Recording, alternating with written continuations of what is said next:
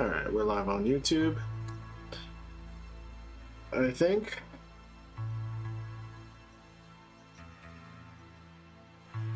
Alright.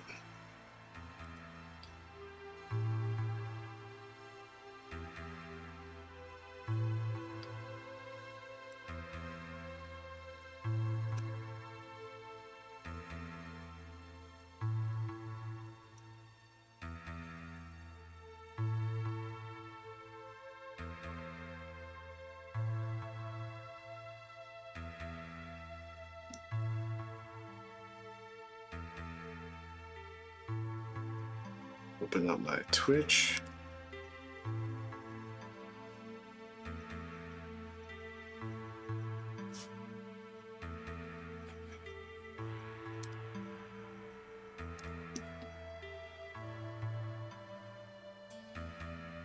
I'm gonna need a third monitor if I'm gonna do this.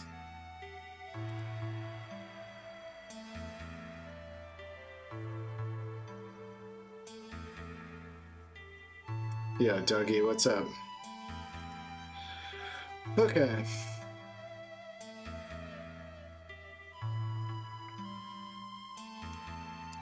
I'm just trying to manage all my windows here.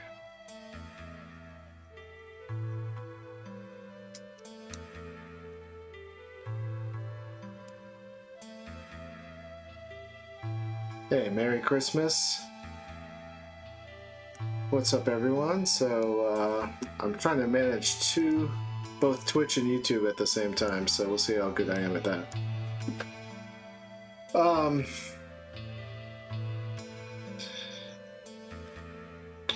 So what am I doing today?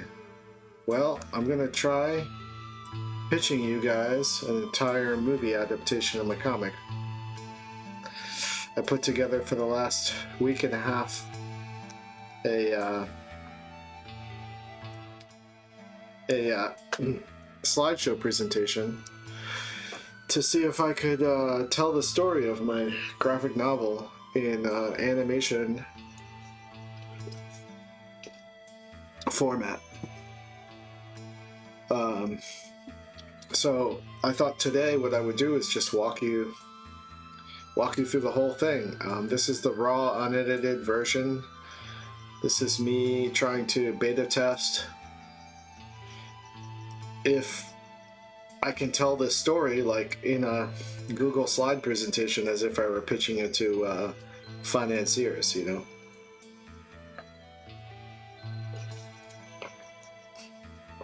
So if that's interesting to you guys, basically it's going to be sort of like a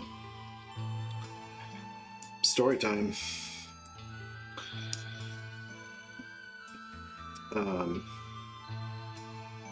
Let's see here.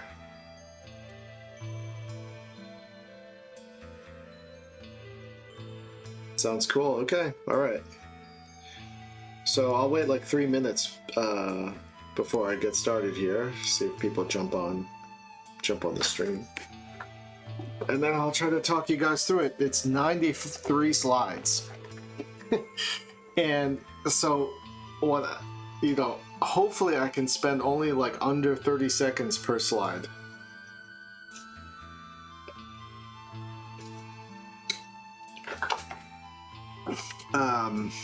So that this thing doesn't go over 45 minutes. Even that is like maybe too much. So I'm recording this so that I can watch it back and see where I could make edits. Maybe cut out whole storylines. Or maybe cut the whole thing in half, like, and do it the way they did with the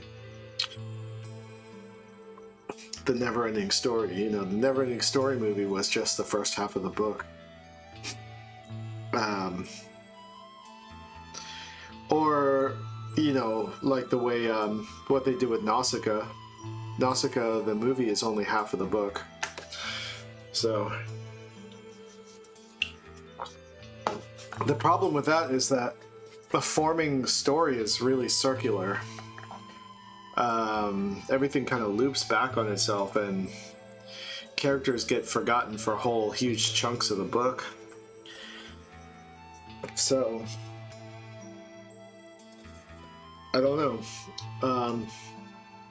But any feedback is probably appreciated. If you guys think, hey, you could probably cut this whole storyline and it wouldn't matter. I'm so close to this that it's very hard for me to be objective, maybe. Sorry, I'm blowing my nose.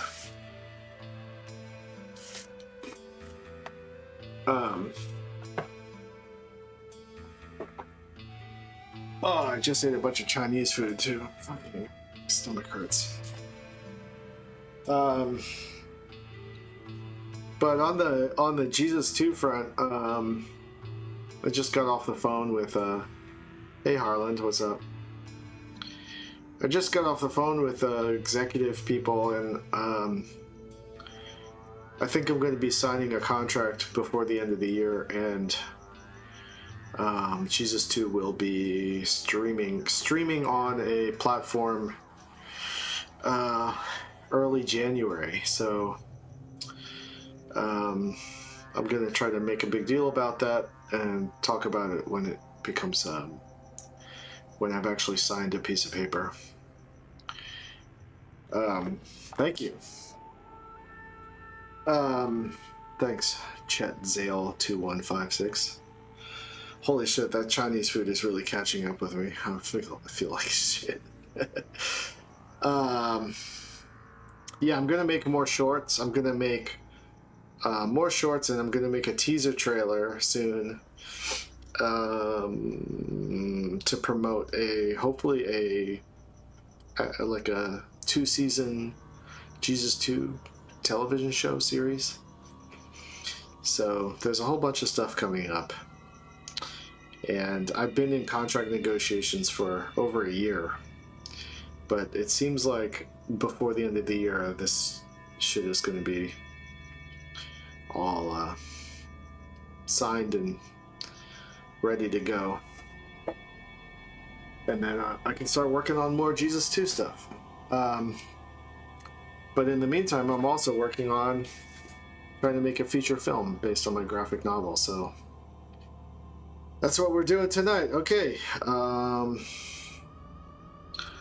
So thanks for being patient, and maybe this will be interesting to you guys. Sort of like the same way a person would beta test an early build of a video game. I'm gonna beta test telling the story. Or like walking you through the beats of the movie, I guess. So if you don't know, over the past 15 years I made a webcomic called Forming, and I finished it this year, and it's coming out as a collected volume through Fantagraphics next summer, and it got optioned as a movie by this small animation company in LA.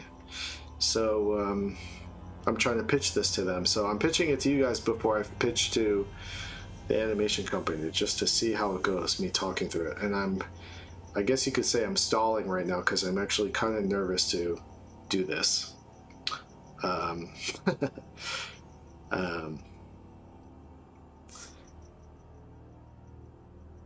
Yeah, I appreciate that you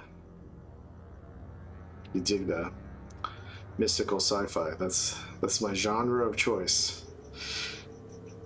All right, I appreciate the support, everyone, and hope you enjoy me talking you through this. So let's get to it. Oh, how do you call in?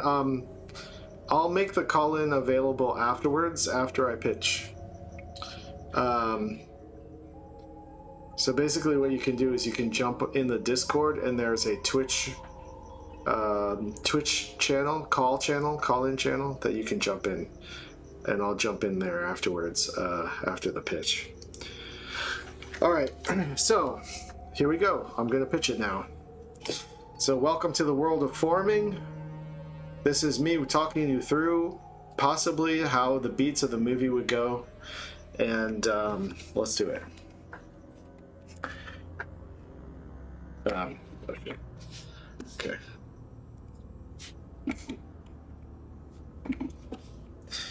So Act 1. Oops, 1 second. Okay. Act 1. Fuck. Okay. Some technical problems. So we open with the birth of the universe. So at first there's nothing, absolute nothingness, and then out of the goop of nothingness emerges this strange being we call the adversary. And he comes out, and it's going to be like he's like ripping through nothingness, like coming out of the birth canal of emptiness. And he screams out into the universe, and it's the basically the embodiment of the ego of what once was nothing but now has become the creator. And he's happy to be free of the void, but then soon after appears this angel named Michael, who's there to stop him, who's offended by the adversary's egotistical desire to individuate, right? So they get into a big epic battle, and their battle, through their fight, is created the elements of the universe. So this is like the Big Bang. So we open with the Big Bang. I wanted to start with something huge and epic, you know. And Michael, the angel, defeats the adversary, and he hits him with this blow that knocks this power, the essence of all his powers in this thing called the lapis exilis, the gem of all his power that was embedded in his forehead, and he falls into this forming gaseous planet, right? And he becomes trapped in the center of this planet that turns into Earth eventually after millions or billions of years. And Michael is disappointed that even his most powerful attack couldn't destroy the adversary, and he's so upset that he can't return into the bliss of nothingness, that he zooms off into the far depths of space to find a place where nothing exists.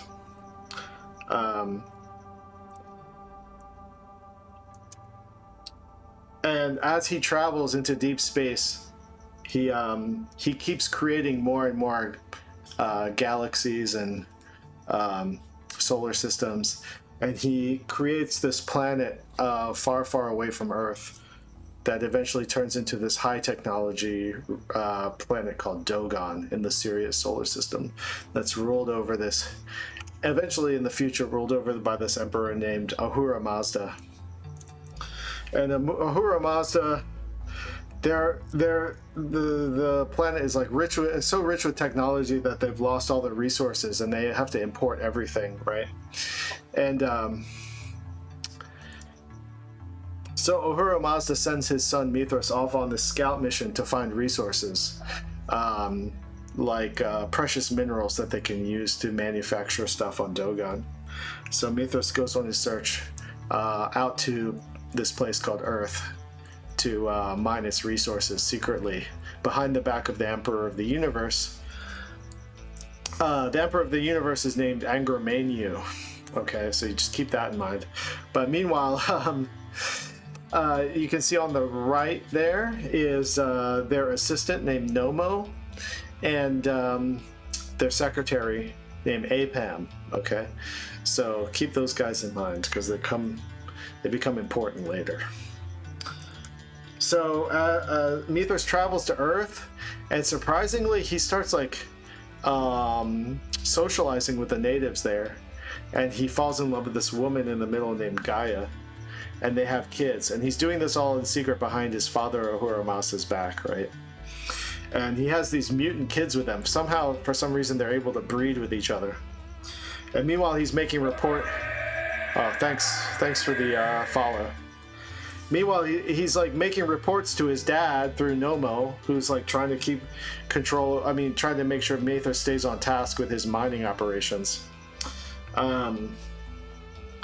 But shit's getting out of control with his family. He starts like raising this family of mutants who have like who are developing weird superpowers that he can't control. And they're doing all this behind the back of this Emperor of the Universe named Angra Mainyu, who's usually controlling all the resources in the universe and in their galaxy. So Angra Mainyu hears about what Mithras is doing, rumors that they're doing these illegal mining operations, and so he sends this assassin named Serapis down to Earth to investigate. And this is a little animation that Tom Hunter made for me years ago. So, oh, thanks for the, it's too small for me to read, but something. Subscribe. Thanks you for the subscription. Anyway, so Angra Mainyu hires this, he hires this assassin, there's a guild of assassins, and he hires them to go spy on Mithras's mining operations. And you can see here where, on the bottom left, where Serapis and this other assassin named Attis are dueling each other to prove who's strongest to go on this mission. And Serapis defeats Attis, and then he takes his army of clones down to Earth to investigate Mithras's shenanigans. So, meanwhile, Nomo's just trying to keep his job, and he knows like Mithras is basically going AWOL and like fucking the Earthlings and shit, and having kids, and like this whole like drama that's unfolding on Earth. And really, Nomo just wants to be an artist, and he's trying to have a sculpture career. And he hates his job, and but he doesn't think anyone will ever give a shit about his art. And he's scared to quit his job because he thinks he'll die of starvation.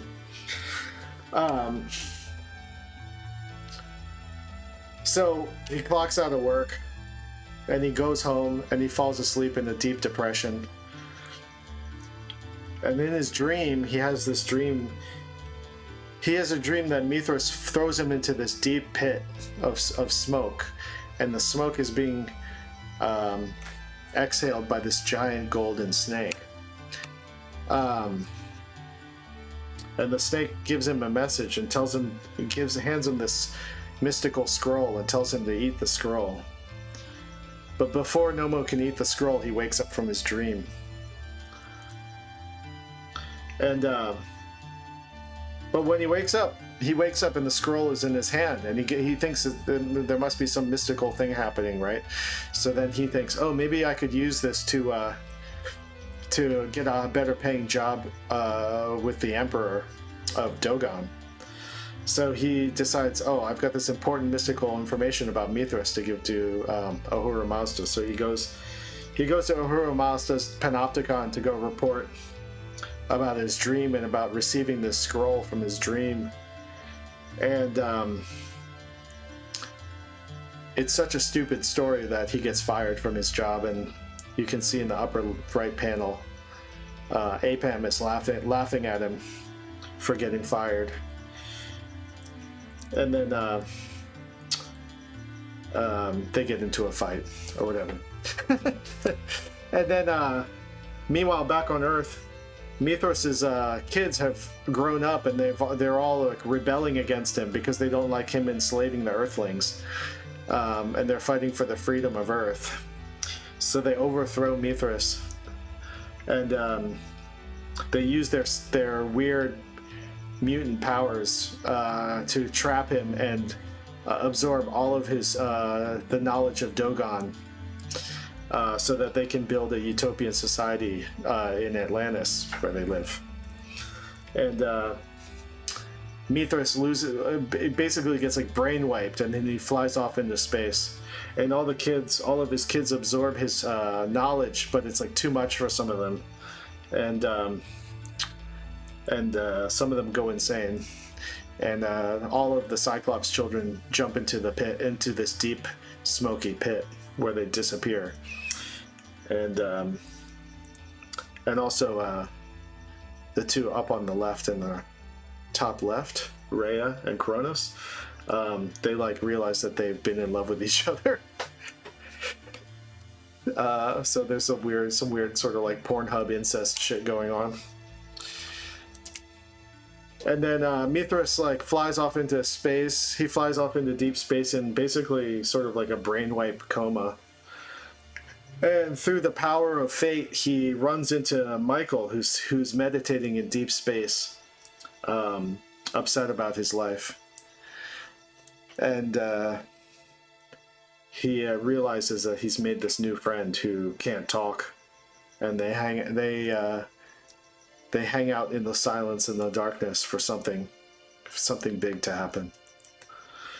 So Mithras has disappeared, and he hasn't contacted his father in years, and his father Ahura Mazda basically loses his mind because he so loved his son, and he so despised his responsibility on Dogon that he takes it out on the people of Dogon, and he stops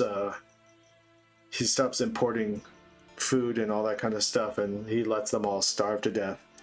And he goes on these like parades where he sprays piss on the people of Dogon, and that's his like weekly routine. So Dogon turns into this like it turns into this like really fucking bleak existence on Dogon. And so Nomo now is like homeless, and his art career is completely fucked, and he makes these little swirly sculptures called he calls Viril. And he goes to all the art galleries, but either the art galleries have all been like destroyed, or the ones that are still around don't appreciate his art. And they tell him we would there's something I'm working out like where it's like they think his sculptures are too small and dinky, and they're like, you should make like room size versions of these, and then maybe we would put them in our gallery. But he's like, I can't afford the materials. So he's just fucked, and he's like, I'm gonna starve to death and die. And so he's like lying in the street, homeless and starving, and having an existential crisis about never being appreciated as an artist. And then the scroll like speaks to him, and it reminds him that he should eat it. And he's like, well, I'm hungry anyway. I'm starving, so I might as well eat this scroll. So he eats it. And when he eats it, he teleports and goes back in time to like prehistoric Earth. He finds himself on prehistoric Earth, where these like proto-humans exist, these like energy beings. And they pick him up, and he thinks they're gonna eat him. And he's saying like, don't eat me. I have too much to give to the world. I'm a visionary artist. And so they don't eat him. They actually like blast him with like this like high illuminated consciousness, and then he becomes basically like a messiah. And he comes back to Dogon as this like enlightened Buddha being. And here's him returning to Dogon here and transforming it into like an art utopia.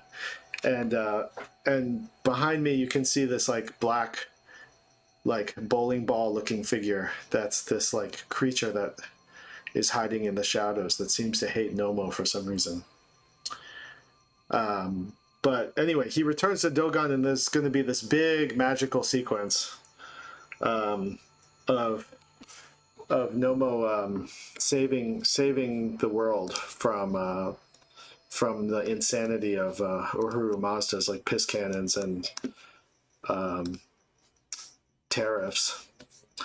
And So I want it to kind of feel like this. So let me know if you can hear this. uh, I was really inspired by this video. Hold on. Okay, so you guys get it, right? It's like, you know, so if I can achieve some sort of like montage sequence like this of Nomo saving Jogan, I think I'd be pretty happy with myself.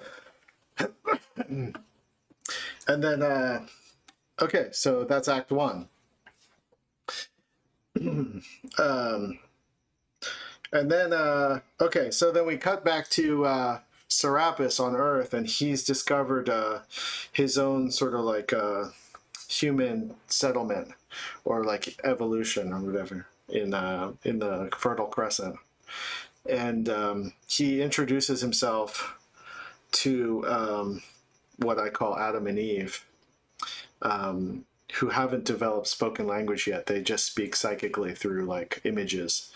And so Serapis like introduces the spoken word to the humans. And then we follow their relationship with the humans over time. And Serapis and his Nephilim guard, or his like a cloned assistants, basically teach Adam and Eve how to eat animals and how to speak spoken language, and they lose their ability over time to communicate psychically, and they start interbreeding with the humans also, as same as Mithras did, and they're sort of confused about how come these like distant species are able to breed. They're able to breed with them for some reason. It seems like some weird sort of fate thing going on. And but then they start going to war with the animals. Like the animals just keep attacking their base camp and stuff, and this goes on for a little bit. And but at the same time, being exposed to humans, Serapis, being from this like high technology civilization, feels like he's like returned to some more pure existence, and it's like making him feel more like rewarded in life, and he maybe never wants to leave Earth again. And Talmai, his assistant, also feels the same way. And we cut back to Atlantis after post overthrowing Mithras, and all these problems are happening. They start like having to use chemicals to keep the bugs from killing the crops, and the guy in the center there, Iapetus, he lost his hair when he downloaded Mithras's knowledge, and he's like really vain, so he gets all upset about going bald, and he keeps trying to figure out ways to get his hair back. And meanwhile, you can see on the right there's this gnome named Gob, who is really pissed about humans starting to like destroy the Earth and fuck with nature and stuff, and he keeps threatening like, if you guys keep fucking with my shit, I'm gonna fucking kill you guys. Yeah.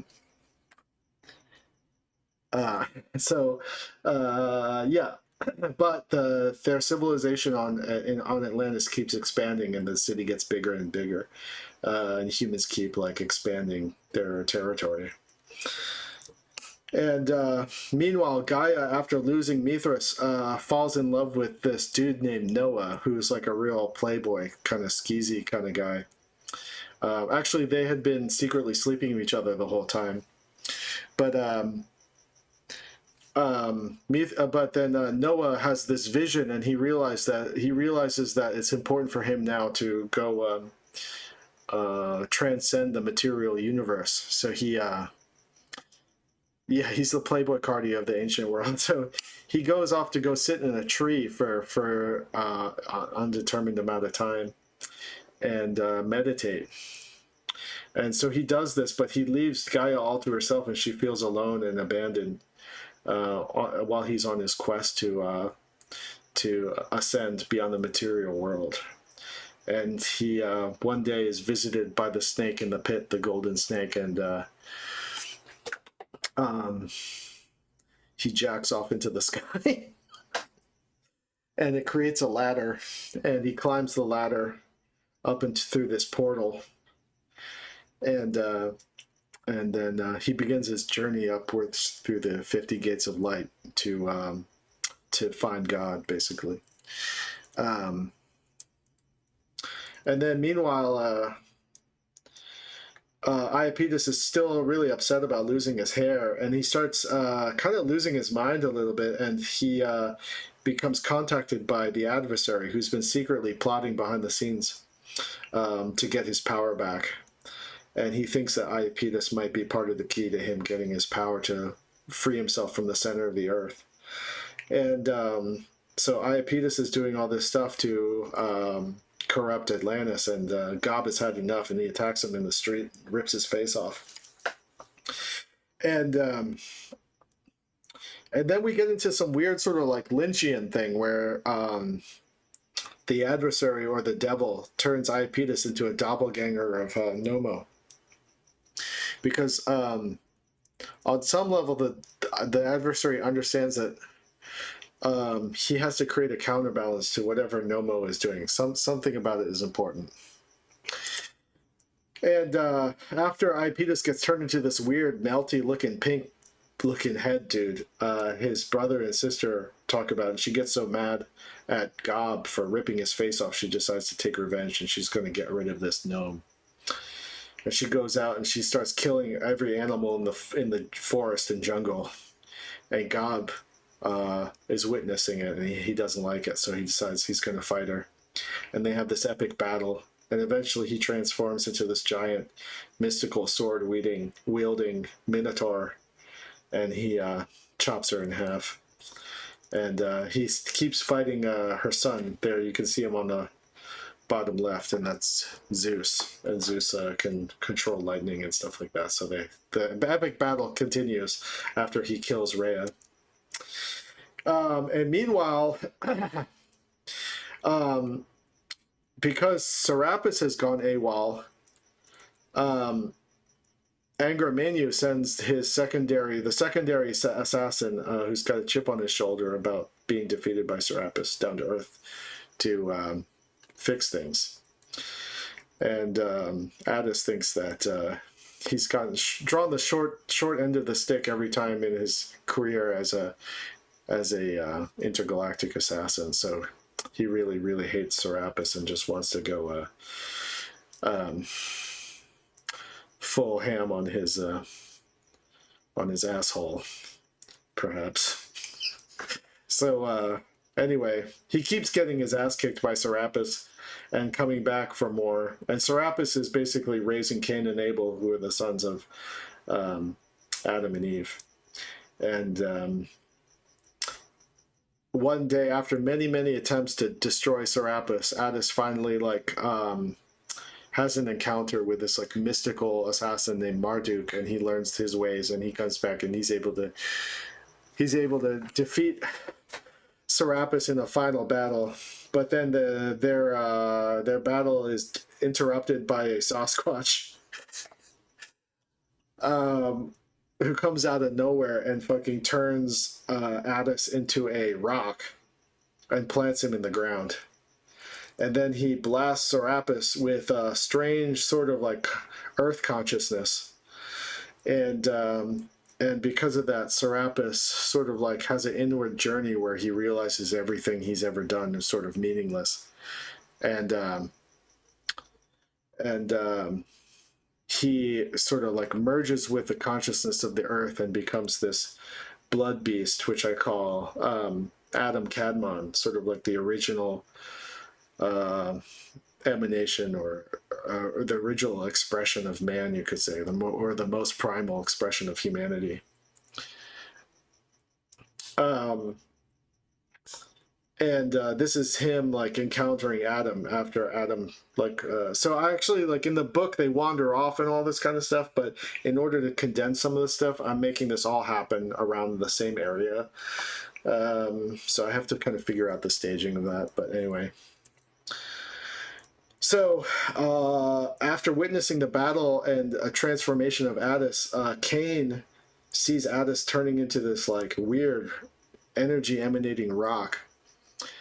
Cain is also a twisted version of, you know, if you know the story of Cain and Abel, Cain is like this like weird, twisted, power hungry version of his brother Abel. And so he decides to vampirically absorb the power of Attis, and he has this vision of the gem that was lost by the devil, and he decides he needs to go pursue it in order to become powerful, like a god, essentially. So he realizes that the gem is in this pit, the pit of Tartarus, the pit where Nomo had the dream of being thrown into, and the pit where the Cyclops brothers jumped into and turned into this strange multi-eyed beast. That's hard to explain. So he's like, okay, I gotta go get this gem from this beast in this pit. So he runs across the ocean to Atlantis to go get it. And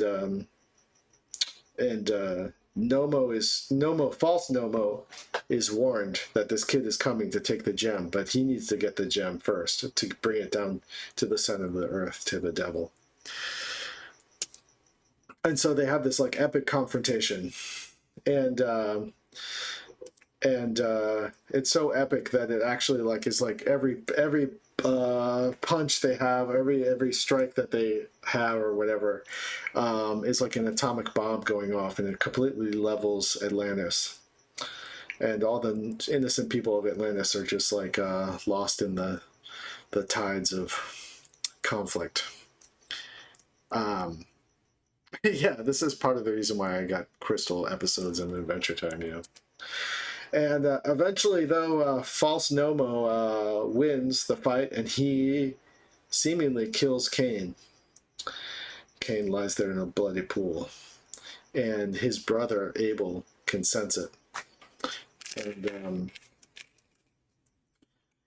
then it cuts to their brother Seth, the lesser known of the brothers. And the brother Seth seems to be playing with these figures that look like Nomo, and he's been making up the story. And he says, "Do you want to hear a part of a story I've been making up? It's about a lonely boy whose voice is so small no one can hear him. And his voice is so small that he can't even hear himself.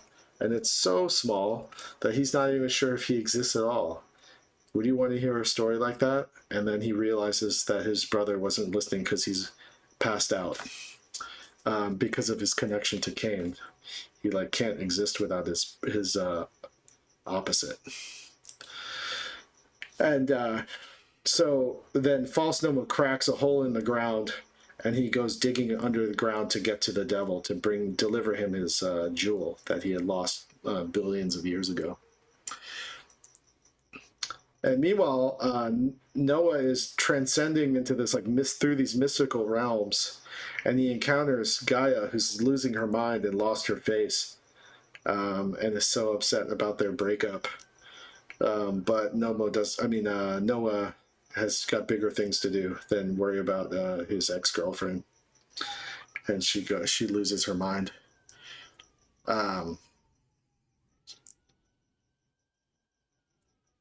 And then we follow Noah on his mystical journey, psychedelic mystical journey through the 50 gates of light. Gaia? Are you talking about Gaia? And then, okay, so that'll be fun to watch. But then, oh, I didn't depict this part, but so Archangel Michael is crying in space, and his tears fall through the void of space and miraculously land on Cain here as he's dying in his death throes, and he's revived by the tears of Michael. And one of the daughters of Mithras finds Cain, and she asks him what she can do to help, and he says, "Bring me to that whale." So they swim out to this whale and get swallowed by it, and it starts taking them to back to his home in the Fertile Crescent. Oh, Themis, you're talking about? So meanwhile, on Dogon, on the we cut back to Nomo,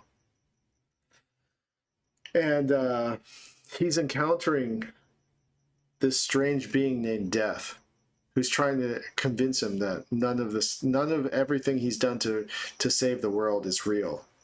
And meanwhile, there's this marble sort of black being that also like hates everything he's done to save the planet and turn it into this like artistic utopia.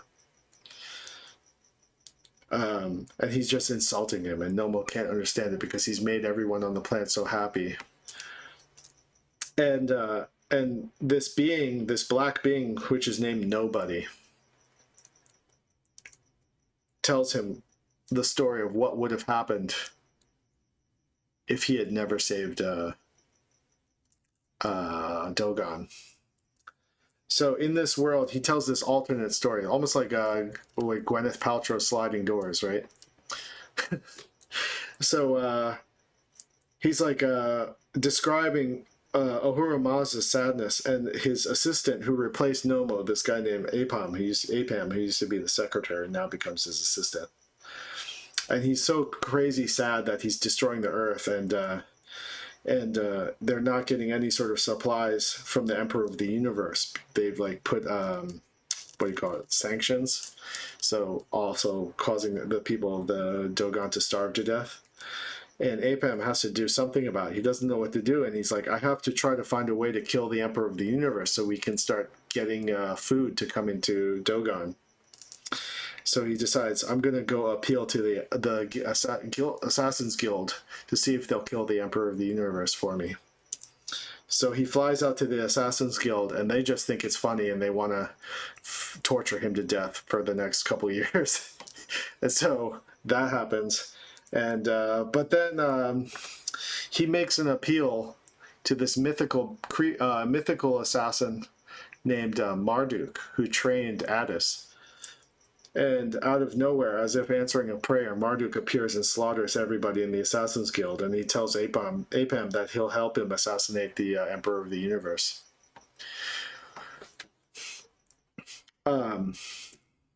So they travel back to Earth to find his old pupil, who had been turned into a rock, and now is growing a fig tree. And Apam communes with the rock of Addis.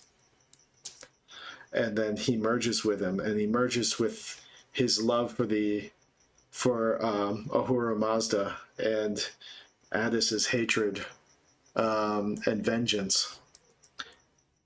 And they merge together and blast off like a comet to destroy the Emperor.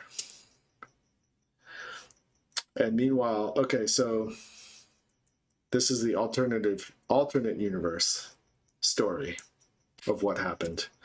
And Nomo is hearing this story. And as he's getting closer and closer to communing with Nobody, this character named Nobody, he realizes that Nobody is actually the imagination of Seth. Seth imagining that he has a voice to enact some sort of like agency within the world. Sort of like me commenting on this idea of like feeling invisible, I guess, and what it means to like, I guess like try to be important versus like and then feeling ignored and not feeling like powerful enough to enact any of your will upon anything in reality, I guess, something like that. And so this Nobody character is like an extension of Seth's feeling like he's not part of any story. It's the story, the real story is Cain and Abel, and he's like this leftover bit person. And so in communing with this person that feels like nothingness and is like, he's realizing that perhaps everything he's done actually isn't real. And he looks at his own hands and he realizes that actually he's just been in this like stasis inside the planet this whole time, and he never saved Dogon at all. and that he was planted there billions of years ago. And all of a sudden, though, by some sort of act of fate, false Nomo is digging through the earth and digs right through him, and on his way to the center of the earth. So now we're into Act 3. Okay, I hope all of this is making some sort of sense.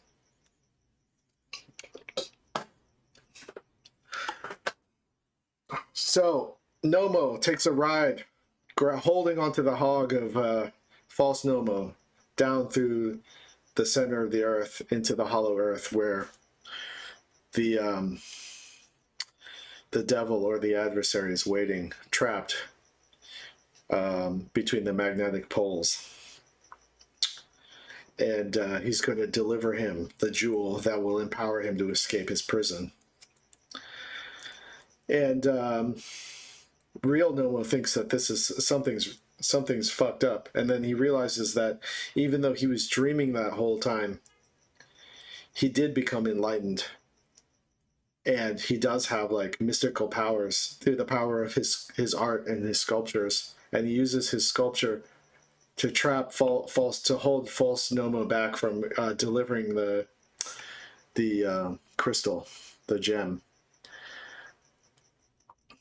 And as he's about to touch the gem, as the devil's getting very close to touching the gem, it wakes up Michael from his depression, and he realizes that he has something to do again, and he feels a sense of purpose and vitality, and he goes zooming back to Earth to destroy the devil.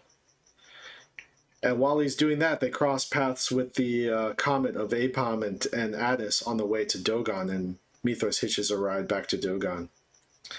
And now Michael's free to really go apeshit and truly destroy the devil once and for all. And then we cut back to Noah, who's turned into this like energy ball ascending through the heavens, through the realities of the emanations of the Creator. And he emerges what he thinks through the final dimension, and he comes back and he realizes he's back where he started, and Gob is destroying Atlantis and flood and causing a massive flood. And Noah realizes that everything he's done was a fucking bullshit.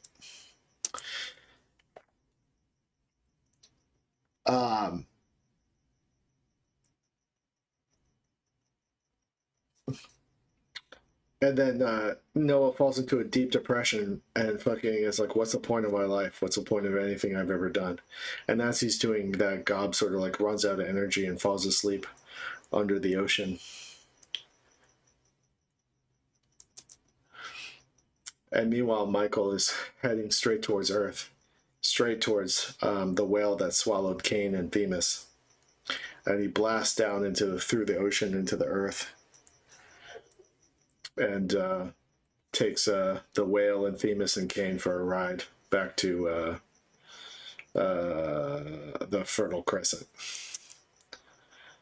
where Adam Kadmon has been in like a stalemate confrontation with his former clones. And then Cain returns back to Abel, and Abel wakes up from his coma because he's near his brother again. And then you see the like reunite of the story of Cain and Abel. And you can see that Seth feels left out of all of it. And he realizes how it's confirmed again how insignificant he is as a character. And Cain and Abel and Adam and Eve and Serapis unite as like a singular consciousness. And they dissolve back into the collective unconscious of the earth. And Seth is left out. And the ocean collapses on everybody, and Seth turns into nobody and begins drowning, but Nomo can sense it from the center of the earth. And he blasts up through the earth to save his friend, and they blast off into space, heading back to Dogon.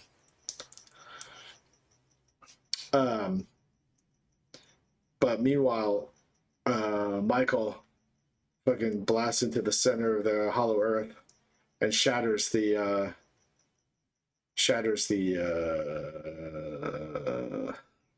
crystal. Oh wait, I got some things out of order. Okay, anyway. So then back on Dogon,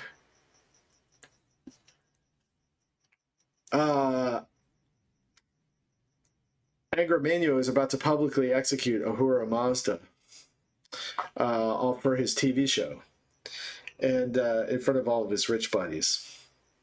But then Mithras is traveling back to Dogon on this like comet of hatred, and he blasts through Angramaniu's TV studio and crushes him, and he explodes.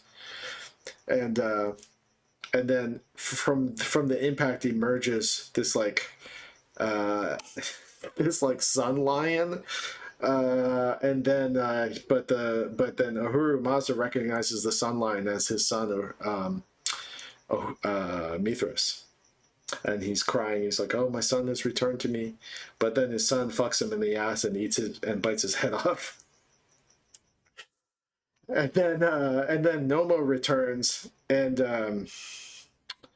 with nobody, and he talks to his old boss Mithras, and who Mithras tells him that he was a shitty employee. And Nomo realizes that he never saved Dogon, but it wasn't important actually. What was important was to have a good time doing your laundry. So then he says goodbye to Dogon and goodbye to his ambitions as an artist, and the Sun Lion,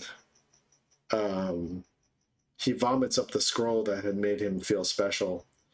And the Sun Lion takes it from him, and then he transforms Dogon into like a Garden of Eden.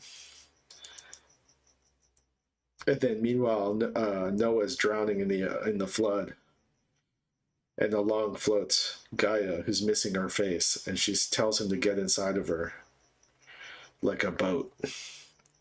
And so he gets inside of her, and he's reborn as a child. And then back in the Garden of Eden on Dogon, Nomo and Nobody are like, what should we do? And they have to figure out how to exist without proving their worth to anybody. And there's this character here named Slave 16, which I didn't talk about this whole time because there was so many characters I just like didn't talk about him. But he's been around. And then back in the center of the earth, Michael and the devil are having this like final sort of like wrestle off, and the devil is talking to him and telling him how they need each other, and actually like they're one in the, in some ways like the one and the same, or like balancing on a scale together. And he's like, we should actually just be friends. And Michael thinks about this, and he thinks about it for so long that the Earth dies, and then the whole galaxy dies in the heat death from the sun. And the universe dies and returns to nothing, and the only thing left is Michael and the devil. And then Michael finally is like, all right, let's be buddies. And through their hug, they recreate the universe. And then everything starts over again. And that's the end of the fucking movie. That's it.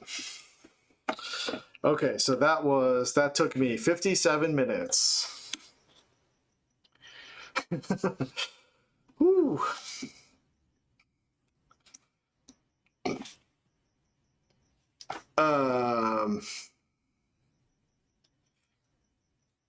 So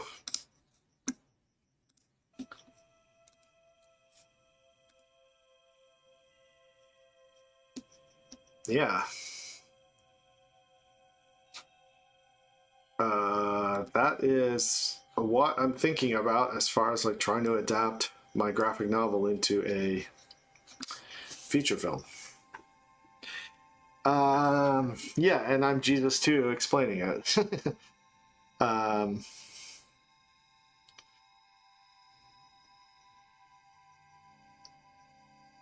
what's ASOIF? I forget what is that. Um,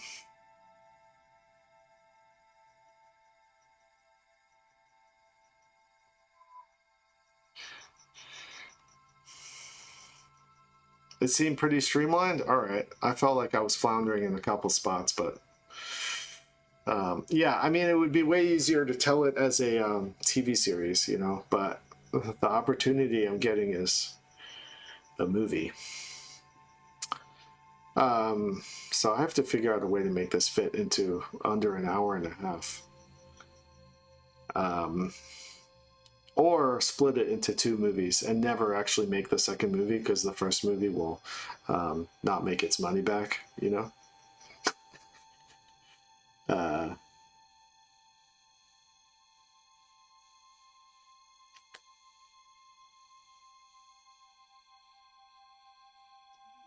Yeah. Easier to tell a detailed story in a series, you know, because then I would get like 10 hours to tell it rather than an hour and a half to 2 hours. But my problem with telling it in two halves is that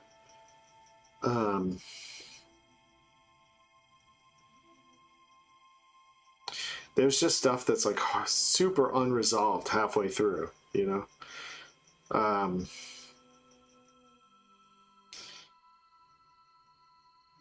And whereas, like, say, a book like Neverending Story really does feel like two books, like, really resolves by halfway through the book, and then there's a big twist. Oh,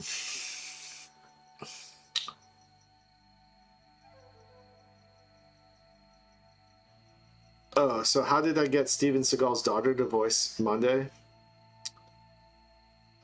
So it just so happened that she was friends with my neighbor. And I was looking for a female voice actor who could play a boy. And my neighbor was like, I know this girl, and she does voice acting. And I was like, okay. And she was like, and she's also Steven Seagal's daughter.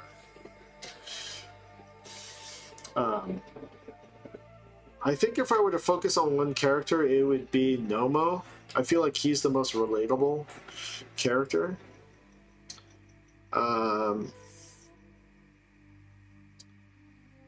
Yeah, I mean, there is a world in which I pitched this as a TV show.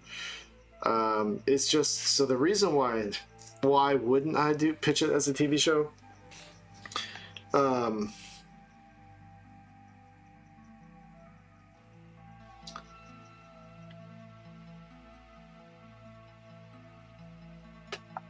The reason why I wouldn't want to do it as a TV show is because it's harder. In some ways, it feels harder to get a TV show made than it does to get a movie made.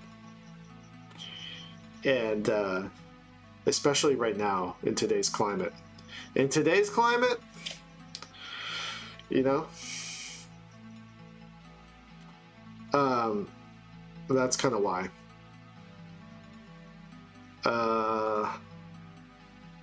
I'm not. I don't feel confident in. I don't feel confident in getting a green light from any sort of like Netflix or, you know, Hulu, Disney, Amazon. I just don't feel like any of these companies like are willing to take a risk.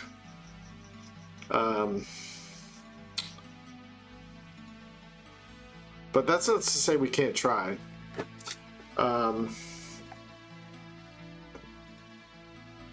But I would love to make a theatrical film, you know, that would be like visually crazy and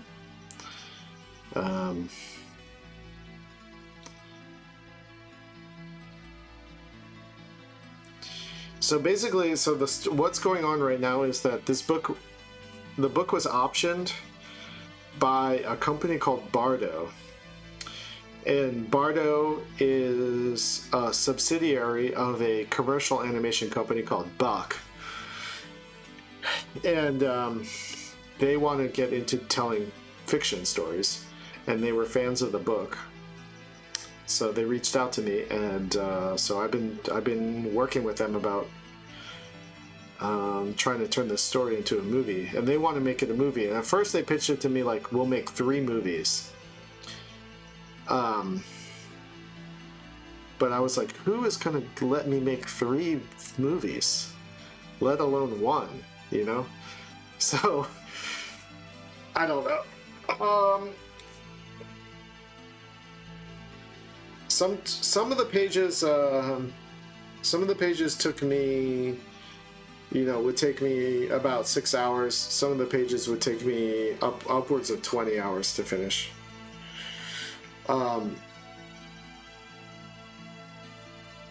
Yeah, anywhere between 6 and like 20 hours, depending on the level of detail on the page.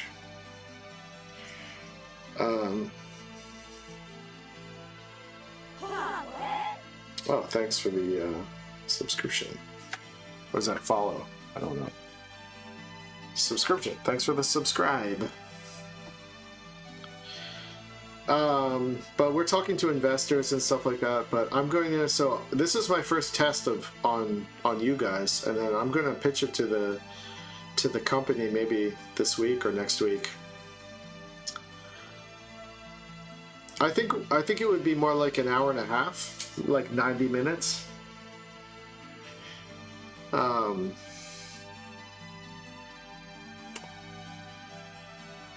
It would be sick if I could do 2 hours.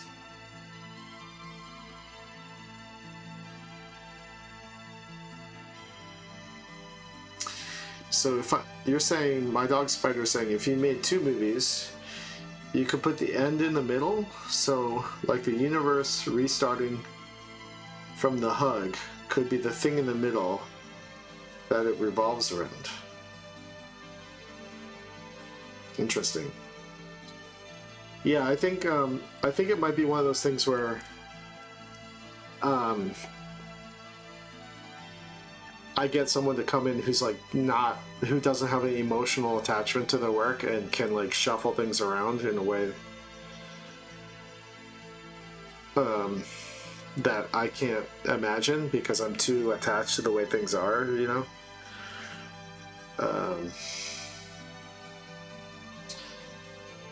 Oh, you want a tarot reading?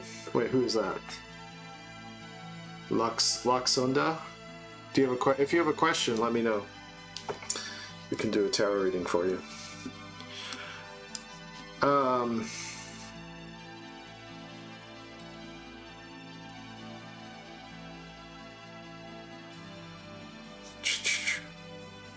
I've got this a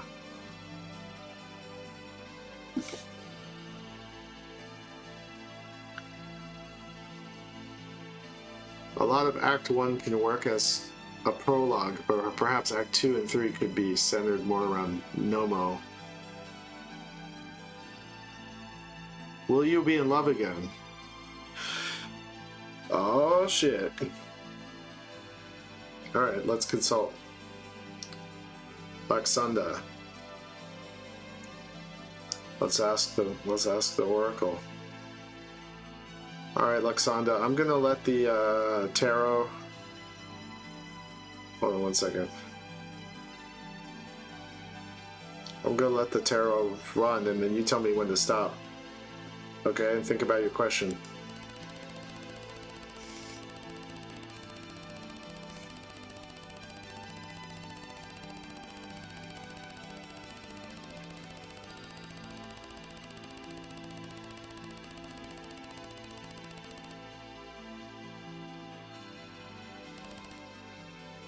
Oops. Oh shit, I did it wrong. Alright, go again, sorry. Alright, think about your question. I'm sorry, it's been a while since I've done this. Tell me when to stop.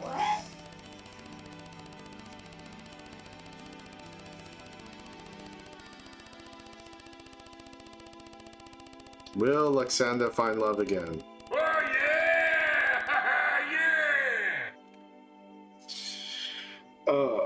You pulled the Hermit. Fuck. Okay, I gotta ask you some follow-ups. When was the last time you were in love?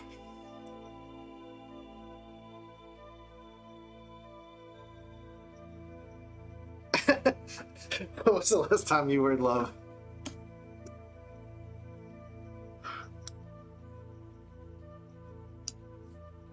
$4 years ago. Okay, let's see what the hermit's looking at. How about that? Alright, this is you right now. Alright, let's find out what the hermit's looking at with his lantern. Alright, tell me when to stop.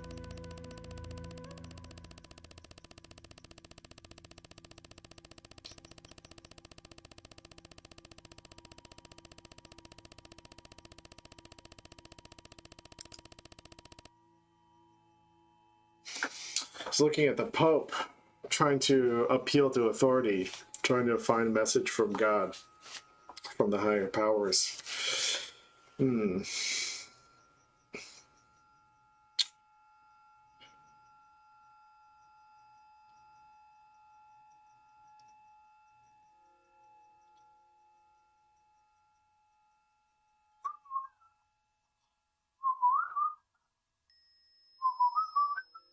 Hmm.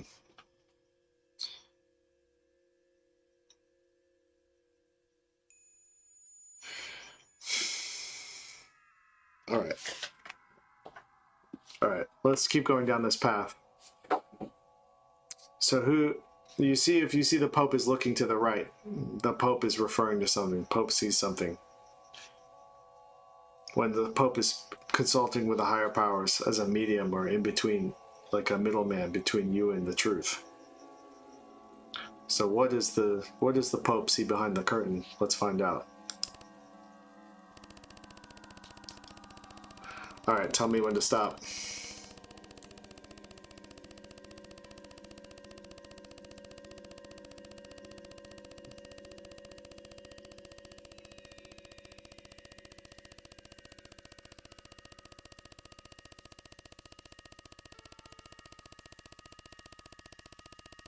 Good night. Aha, the Popus.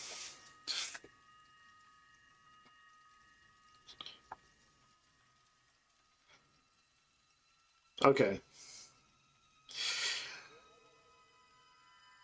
So the Popus is gestating. Popus is sitting on an egg, birthing a baby, or growing a baby in her stomach. She's doing a lot of reading, collecting knowledge in the library, similar to the hermit, hidden away, waiting on a secret project to give birth, to emerge into the world. No, I wouldn't say it's over, but it is taking its sweet ass time, you know?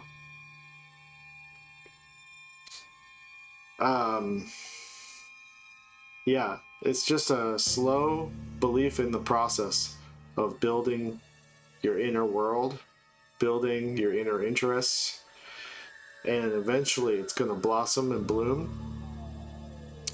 Will you find love, though? This is more like developing yourself and your own interests. Perhaps, okay, so you're the hermit consulting with the authority, this like being of knowledge, something. I think you have to go find a person like this. Who will help you on your journey to self-knowledge, because maybe that's more important to you.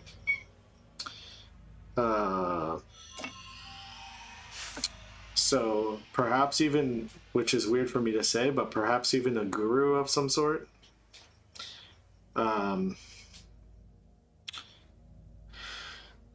I would say, okay, the knowledge you're building inside can have something to do with finding love. But but it's not the same way. You're not gonna find it the same way some people find their soulmate on like fucking Bumble or something. It's got to be through investigation. It's got to be through, you know, like the seeker's path, I guess you could say.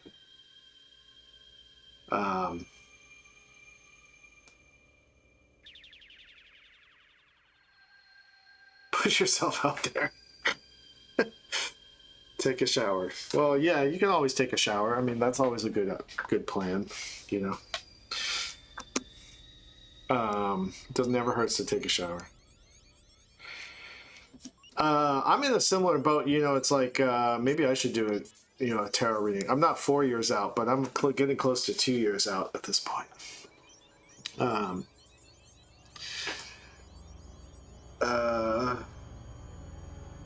But I would say this card, it tells me that you should be patient and be building your inner sort of library, and not worry that is not think that that's some sort of dead end, because eventually all your inner work will spill out into the world. Yeah, just don't fret. It will manifest at some point, I think.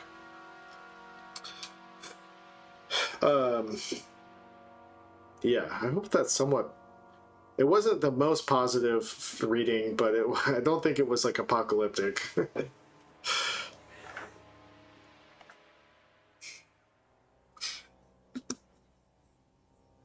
Hopefully that was helpful in some way.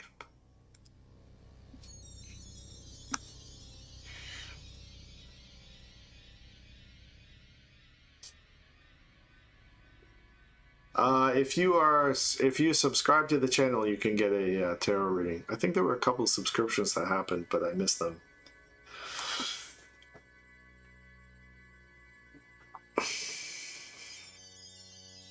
Yeah, follow your dream, and if love comes, it comes. I think you always got to keep the door open, though. Never never. Don't you know, shut people out. Ozymandias, all right. Ozymandias, you want a reading? If you got a question, let me know.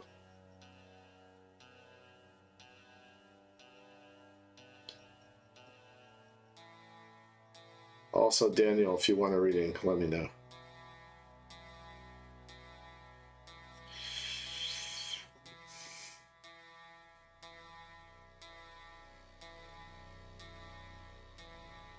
Conceit, you feel added a bit? I don't know what that means.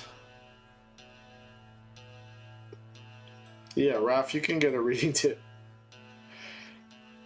Oh, Collins. Okay, hold on.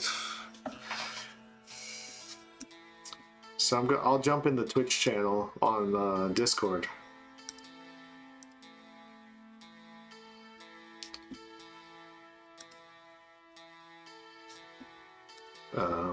If people are verified on the Discord, they're able to jump in if you want to talk. So just go to what do you call it?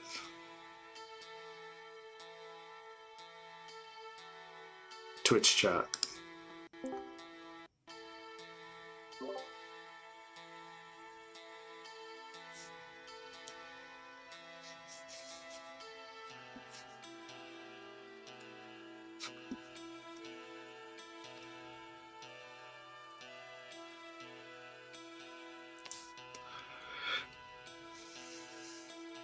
Oh, did it feel like I was talking about you? Sorry. I was not talking about you, but I can do a reading for you too, Conceit, if you want. It's in there should be links to my Discord on my YouTube channel, but I can post it. But you have to be sort of like a regular contributor to the Discord, because otherwise then I get randos jumping in who want to say nasty stuff. I used to have a phone number you could call in on, but that shit backfired on me pretty bad. It's under community. Do you see it?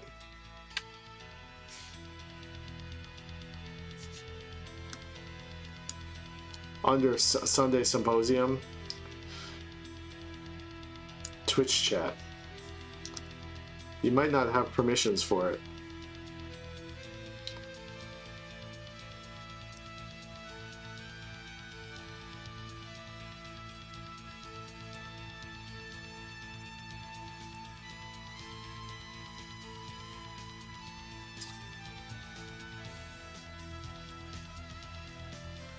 Ah, you can only see Symposium. Okay.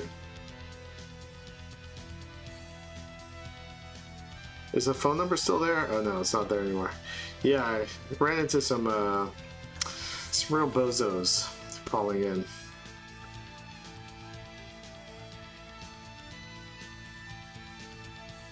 Oh yeah, that number doesn't work anymore. What's your Discord handle?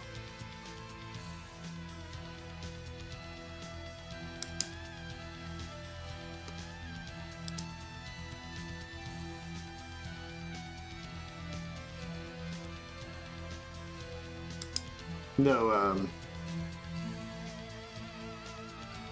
who was it that wanted to jump in the...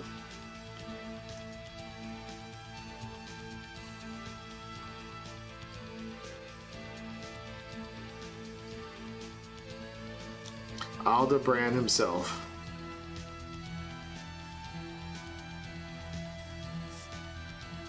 Alright, let me look you up here. Oh, Swole Buffstein is here. Oh, he's in the Sunday Symposium, though.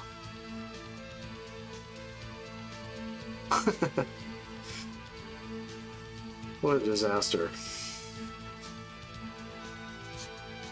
Hold on, let me see here.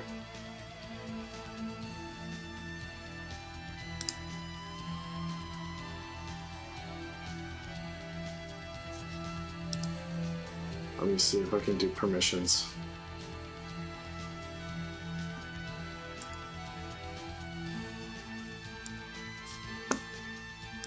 It's so hard for me to juggle Twitch and YouTube at the same time.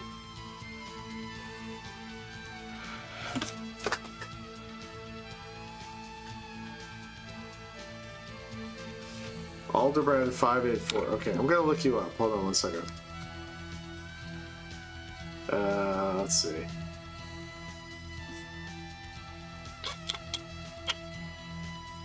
Members.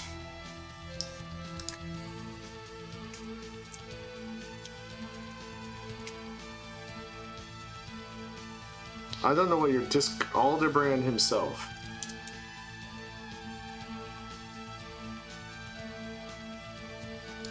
I'm not seeing you in here.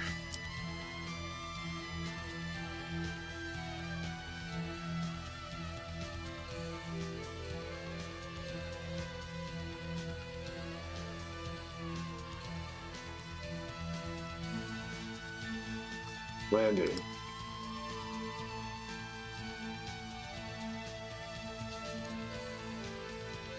When did you join the server?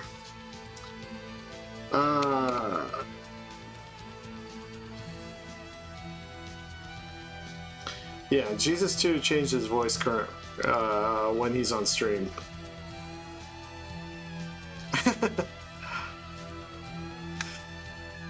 Jesus 2 got like 78,000 views, something like that. But it got squashed. It got squashed by 18 plus. It got hit with the 18 plus tag and then got squashed around when it hit like 70,000.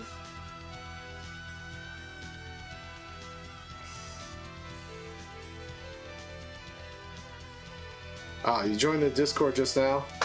Well, Aldebrand, sorry. Only people who have been participating in the Discord for a while and achieve certain status can jump in the chat. That's my way of filtering out bozos.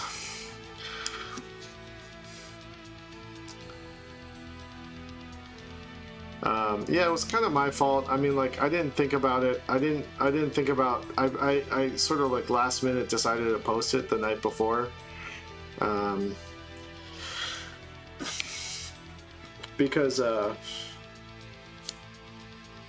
I should have put like censor bars over like the nudity and stuff, and bleeped out the curse words and stuff. Um, hey, thank you, Onion.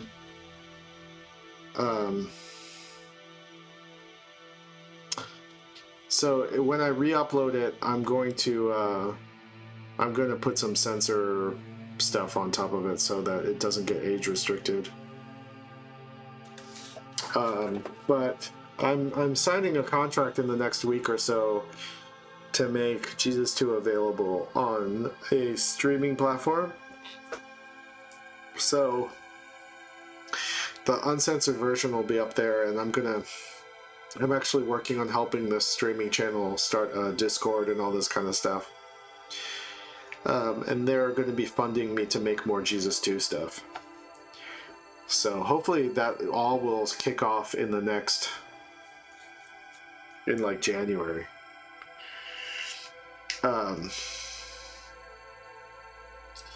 Yeah, I really think I'm pretty close to sealing this deal. So I've written a Jesus 2 movie, I've written a Jesus 2 series. So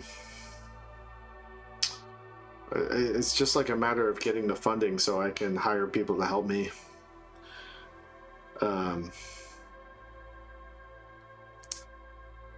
Take it easy, Marby.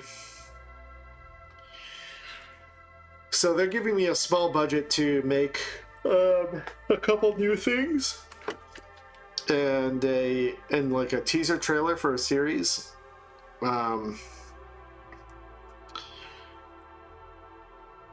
Yeah, so I'm really, really hoping that we'll close the deal by the end of this month. And then Jesus 2 will be unleashed on the world. But also there's this like really, really off chance that that short gets nominated for an Oscar still.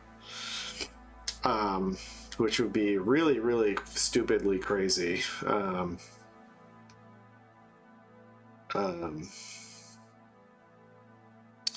Would I still use Studio Dinamita? I would use Dinamita possibly for the series, yeah. For sure, I love those guys. Super cool.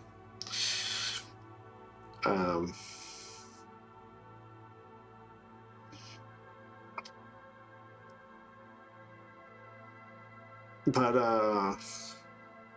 yeah, I really like trying to follow YouTube comments and Twitch comments at the same time. It's like staring into the matrix, like trying to I need like a second monitor. I'm going crazy trying to look at these.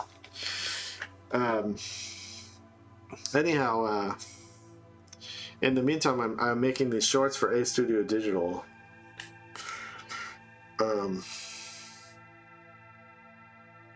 Do you think our protagonist will defeat Jesus 2 in the future?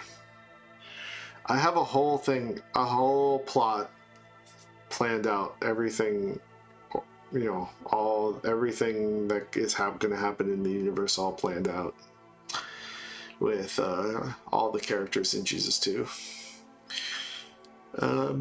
It's a really, really big story. And hopefully I get the funding to show it. The short itself, the Jesus 2 pilot, is intentionally vague because I was just trying to drop people into the world and let them experience just like the vibes, but I've been like building this world out for like 8 years. Probably 8 or 9 years I've been working on the story.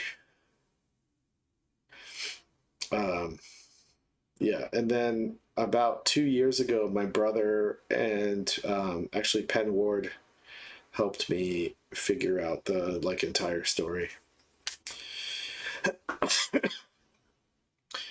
um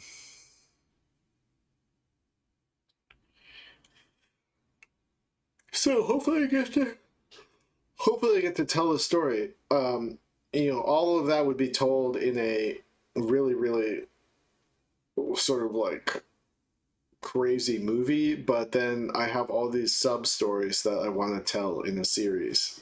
So it'd be like the series would be building out a lot of the character world and like the daily life in this world, and like how all the characters sort of intertwine with each other's stories and stuff. Um, yeah, a lot of people thought Peter Prison Meat was Jesus in the short hanging up on his wall. And it totally makes sense why people would think that because of the iconography of it. Um, yes, the worlds of Jesus 2 and Forming differ quite a bit. I think, to me, Forming, the thesis, you could say, of Forming is about growth and evolution, and the thesis of Jesus 2 is about like eternal stasis and being trapped.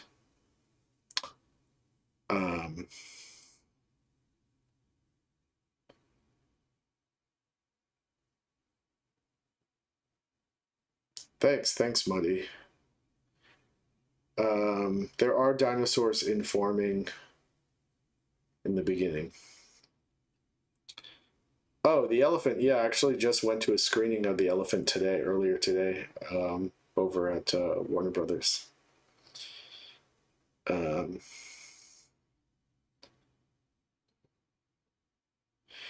It's great. That's all I can say. I feel like everything Penn does, everything new that Penn does is like an evolution of his and growth of his artistry.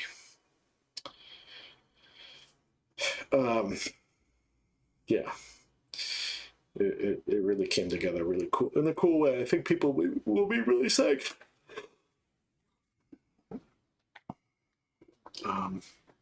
Hopefully they get to make more of them. It would be cool.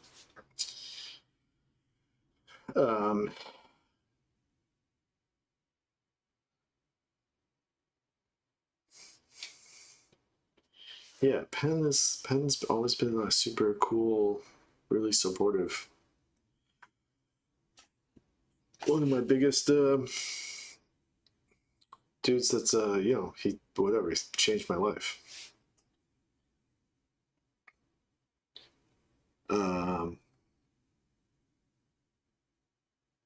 Yeah, go for it. Ask away, Alden.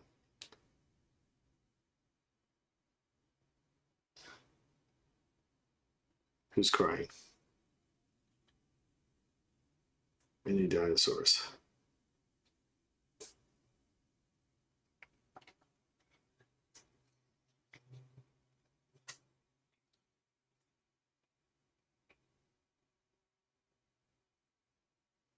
A couple people were up for a reading, but Kanzit, you want one? Yeah, if you got a question, let me know.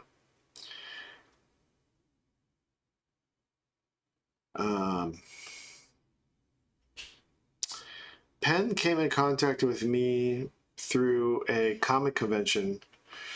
I was tabling at a comic convention in Maryland called SPX, and I was selling my independent comics, and he bought my comics, and he liked my writing, and he liked my drawings, and basically offered me a job. And I was living in Philadelphia, and I moved to LA in 2009. It was partially because of Forming and partially because of a graphic novel I made called Follow Me.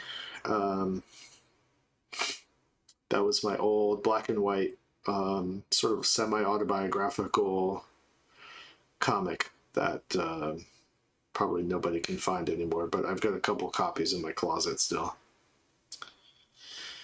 But I was also posting forming on my website, so I was like posting it a couple times a week on my website.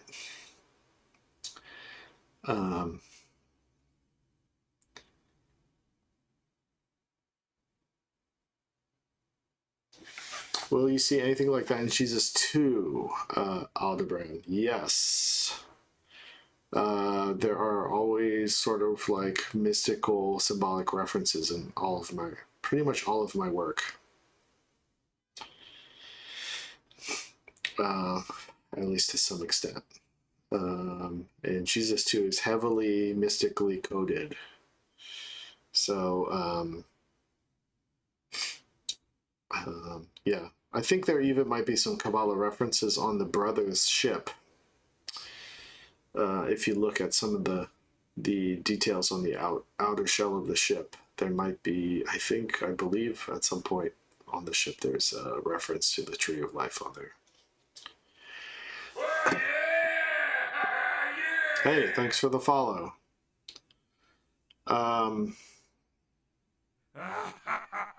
Hey, thanks for the bits. I would show you guys what I'm working on my storyboards, but Storyboard Pro really chugs super slow when I'm streaming. I don't know how to solve that unless I get a new computer. Hey, Sir Lycerigium. I do stream. This is my first time streaming on YouTube in a long time because I ran into some problems. And I usually just stream on Twitch. Oh,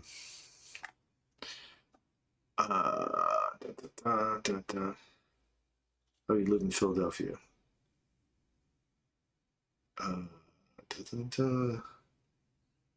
So what's your graphic novel? What? The graphic novel is Forming. I think that's what you're asking, Forming? That's the thing I just walked everybody through, this whole thing. It's 3 big volumes.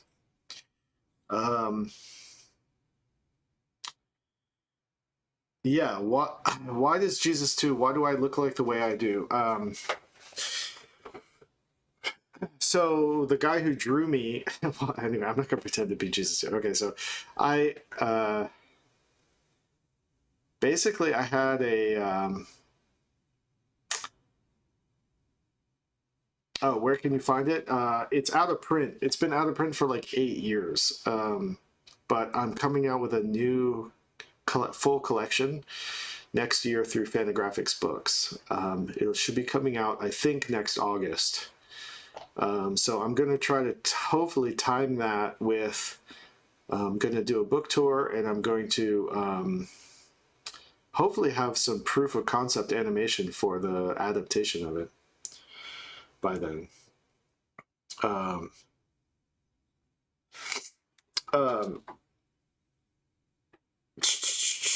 Oh, how did Jesus 2's design come about? So Jesus 2 originally was a pilot or a show I was developing at Cartoon Network called Smuggle Brothers. And Jesus 2 wasn't part of the story because it was a for kids show. And then after a year of development, it got canceled. And then it just sat on in my sketchbooks for a couple of years. And then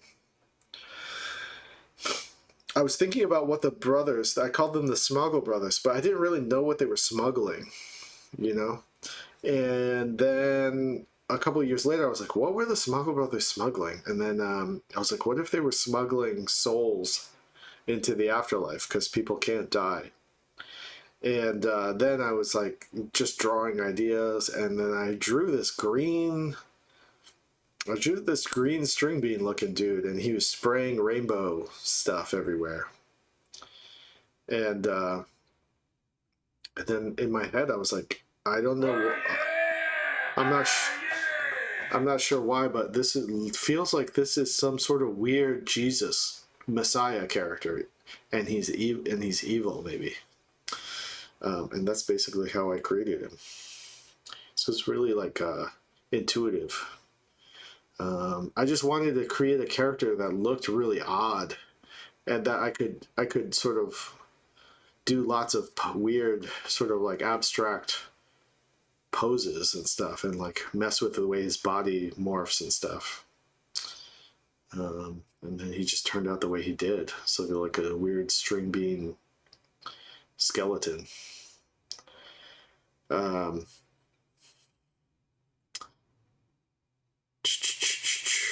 What's my favorite Cartoon Network episode? Just like Billy and Mandy. I never watched Billy and Mandy. I don't know. I don't know. One second, I'm gonna put more ambient music on. I've never watched Billy and Mandy.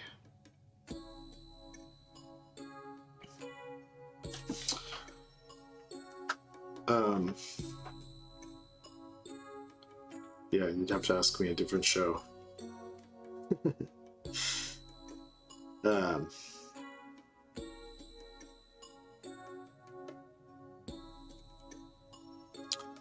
So Storm i3 Pro. Yeah, Raph, if you got a question, let me know. I never watched Ed and Eddie either.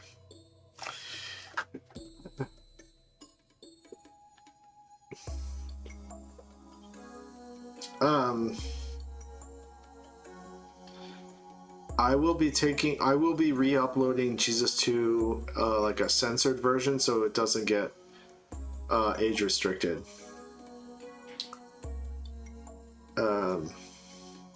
Eventually, but I think it's gonna go. I think the uncensored version is gonna go up on a streaming platform pretty soon that I can't talk about yet. So I don't want. I know, you know, I didn't grow up having Cartoon Network. I only started watching Cartoon Network shows when I started working there. I mean, I kind of knew the Powerpuff Girls and like Space Ghost Coast to Coast and stuff.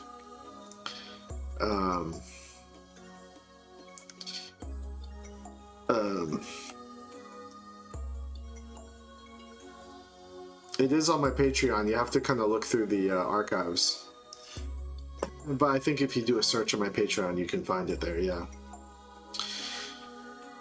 And I watched some Dexter's Lab and things like that, you know? How can you move your life? Raph, you keep asking this question. I feel like I think you've asked this question to me, and I've answered this in a tarot, like maybe twice already. Let's just talk it through, man. What's going on? Why do you feel like you're stuck?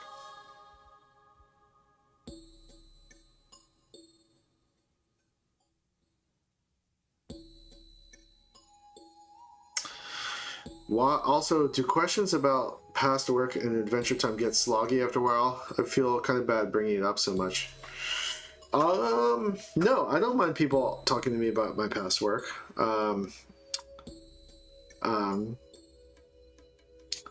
Whatever it is that I've made, you know, whatever point in my life, I think I appreciate anyone being interested in it, for sure.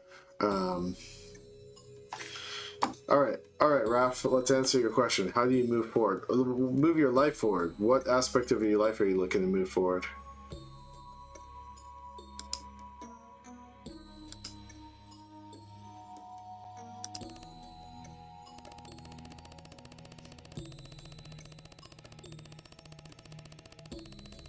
You know, I don't know what I'm doing for Christmas. But for my birthday's in January, I'm gonna go to Magic Castle. If you guys are familiar with LA's Magic Castle. It's the greatest place on earth.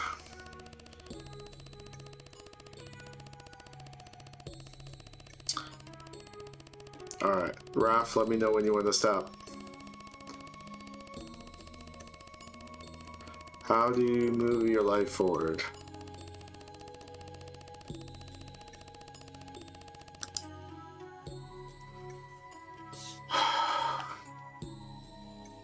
The Chariot.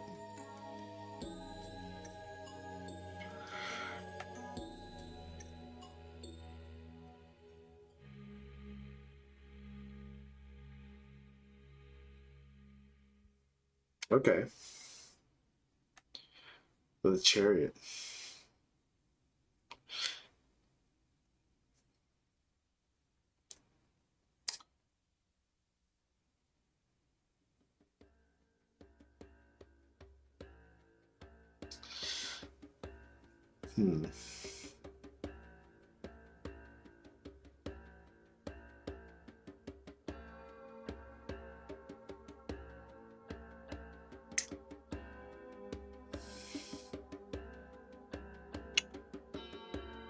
Sorry, I'm thinking a little bit. The Chariot.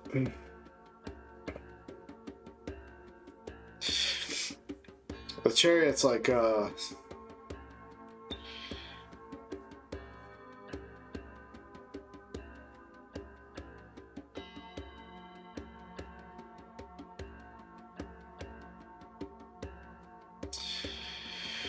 okay, move your life forward. That means you gotta stay grounded in some respects.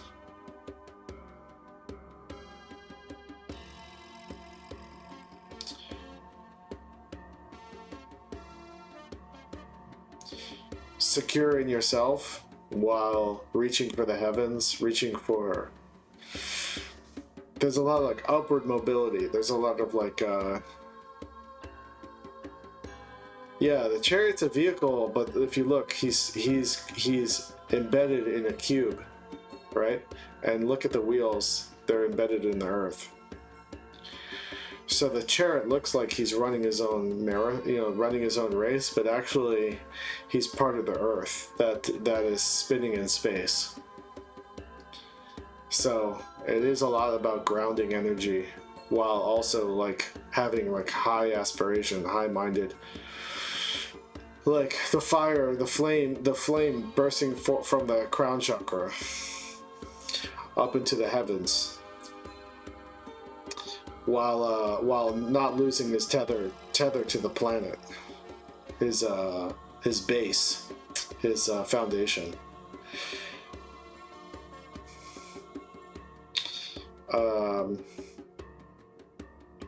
So don't drift off into space too much without keeping your feet on the ground.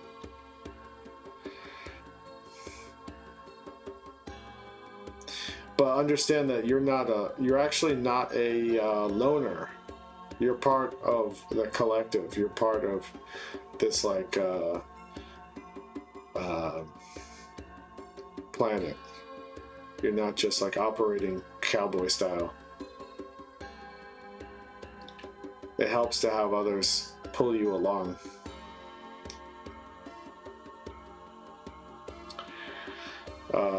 And on like a macro level, being pulled by the earth itself.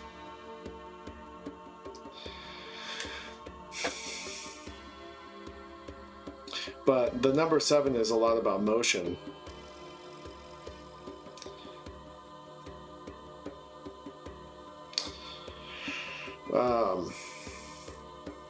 Yeah. And the wand, that's like hardcore, that's like some hardcore alpha male energy, you know?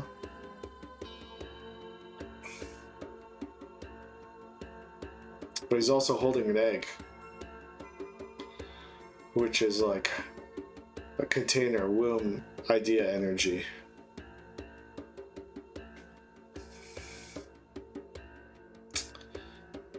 So he's like a balanced, really balanced, you know, despite all the motion of 7, the Chariot is like a very stable.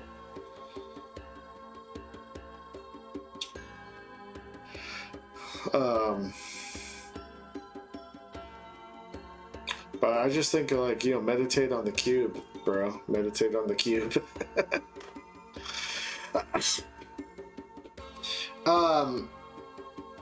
You used to be able to buy the tarot through a website, but it's all sold out. It's been sold out for a couple of years. So that's kind of why I do this. I made it into like a digital thing that I could do readings for people, so that people don't have to find the deck online because it isn't available anywhere.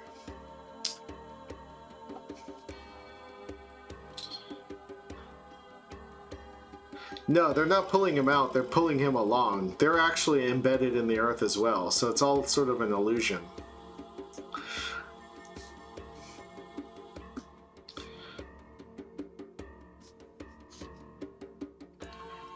If you look, like, you can't see the hind legs of the horses.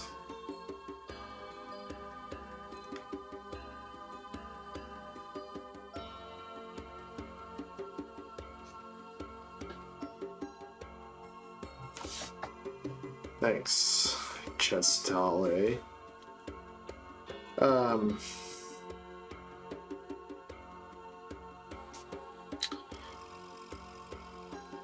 For Christmas, I might just go get Chinese food with my brother. I normally would travel back to see my parents on the East Coast, but I just spent 18 days with them in Japan, and I can't travel anymore. Is there a reason why I chose them over the Sphinx? The Sphinx was an overlay created by Arthur Edward Waite, and that was his own interpretation. And I'm not a fan of Arthur Edward Waite, so that's sort of why. I just went back to the old Marseille reference, the OG. Yeah, go ahead, Kanzit. Go for it if you got a question. Hot Take Monday. You know how I feel about Arthur Edward Waite. That blowhard.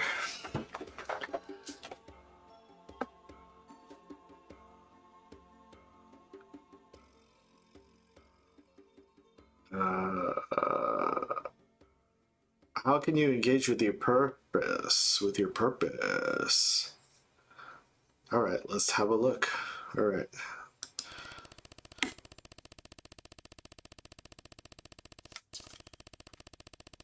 Let's go. Arthur Edward Waite was heavily referencing the Sola-Busca deck, which was a black magic deck meant to inflict pain on other people.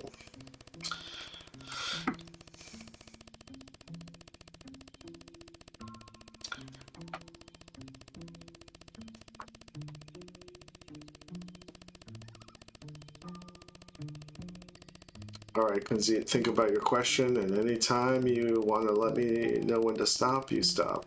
I'll say stop. Never engage with your purpose.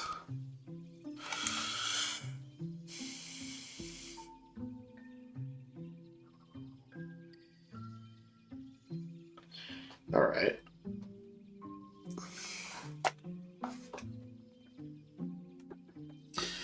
So we got the number 3, the Empress. The Empress shares a lot in common with Jesus too.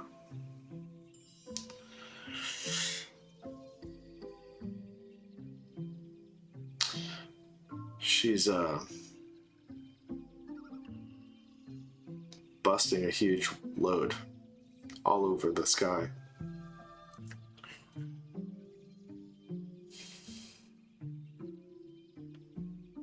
She's got one foot on the white snake. Yes, sort of like climbing the jizz ladder to heaven. And she's carrying the heart, an emblem of an eagle with a broken wing. And she's sitting on the moon, as if sitting on her reproductive cycle.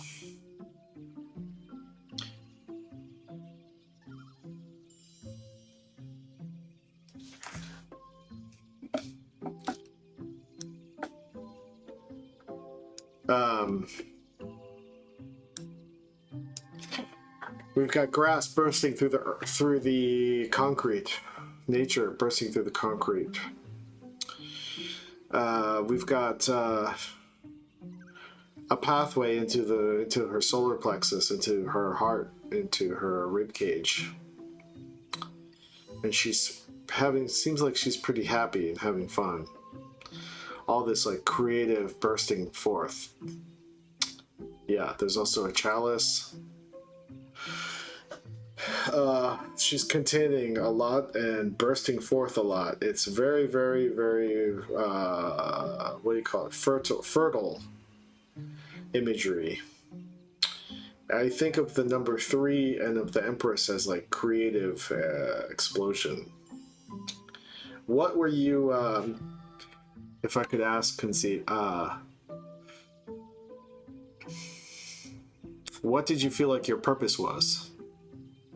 Did you know what your purpose was? That you didn't follow?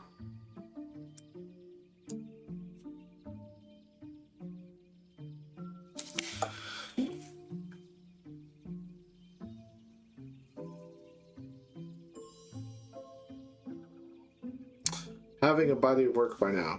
Okay. A body of work.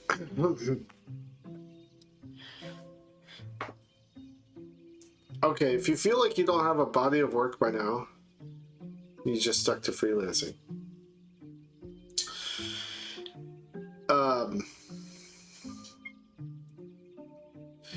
Really worrying about a body of work can be extremely really overwhelming, and feeling like you haven't like filled up all the pages that you'd like to have like an impressive body of work.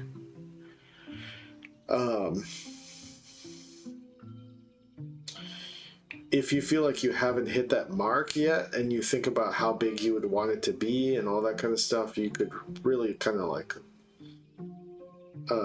get lost in the sauce on that. You know, it's pretty easy to get overwhelmed by the desire to have this impressive backlog of work.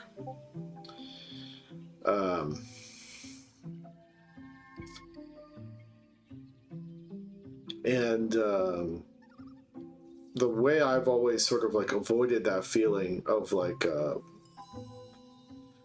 is just to think of my body of work as like the day to day, like one day at a time. Am I making something? Am I putting aside the time every day to make something for me? And each day, if you are able to contribute to that body of work, that in itself is a success. And then you only really learn about having a quote unquote body of work way down the road, you know. But every day, it's like putting pennies into the well. And if you think about it as like if you think about it in terms of the Empress, she's just like fucking in the moment of action, just jacking it, you know. She's just busting every day, and to her, for her, that's just like that in itself is the joy.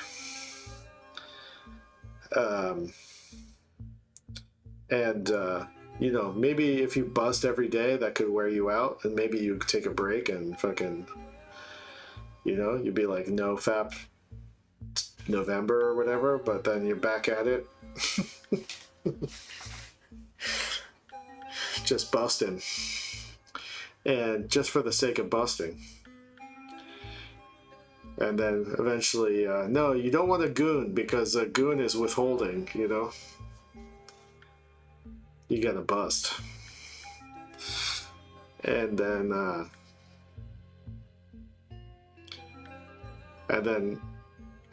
you know, after like 10 years, you look back and you're like, look at all that shit I busted out.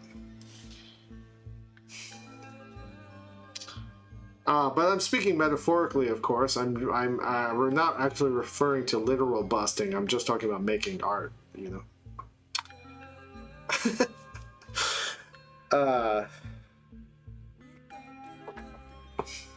Yeah, and you know, sometimes I make so much art that I do feel like I've been on a goonathon, and that become pretty unhealthy. You know. So that's when you have to go on vacation and stuff. Take a 2-week vacation, go to Japan or go to wherever, Spain. You know, sometimes too much art making is bad for your health, for sure. That's how like you get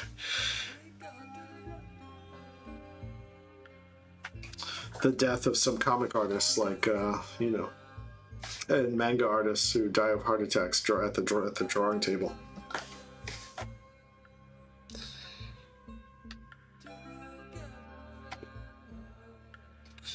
But I recommend just, you know, if you even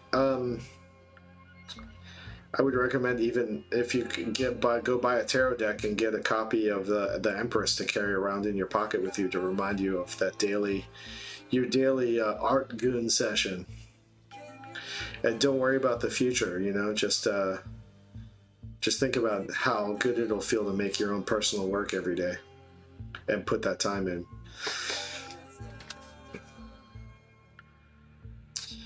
That's my advice. So saith the Empress.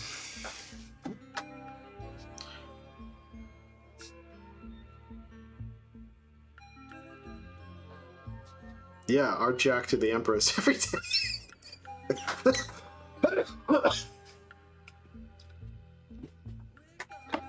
All right, front porch, you got a question? All right, I don't even know if you're subscribed, but go for it.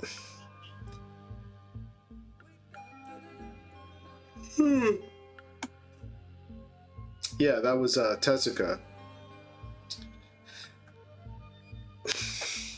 My hero of work gooning.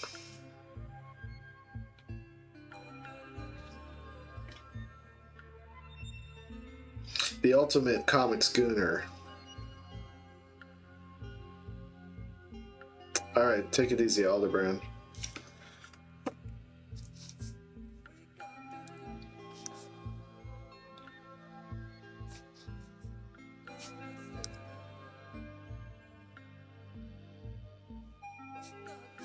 Oh. Do you have to get a day job in 2026, or can you go art pro? Now, come on, Raph. You know, I made the same decision years ago, back in 2008. I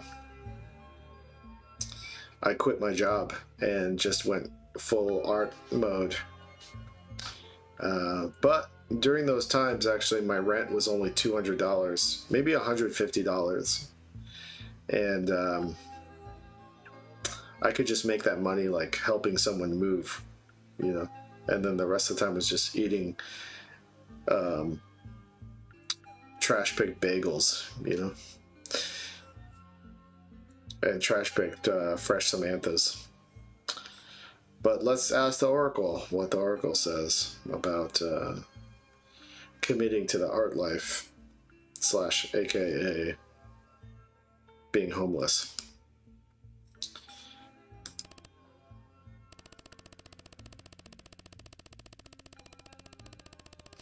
Yeah, back in Philadelphia in 2007, I was paying somewhere between $150 to $200 a month rent. And somehow I still had a hard time affording it.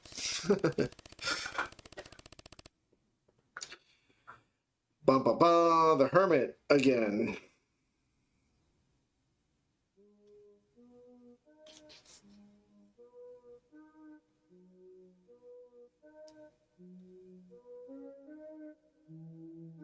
Can you go art pro?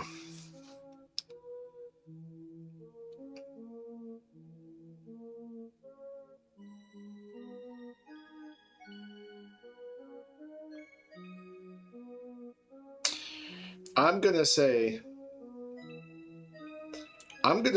this is a yes.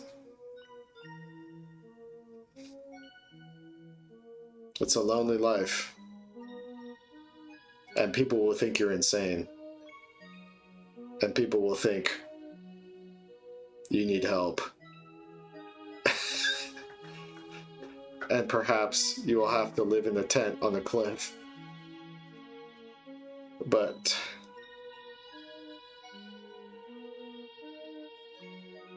you need to be insane to commit to the art life.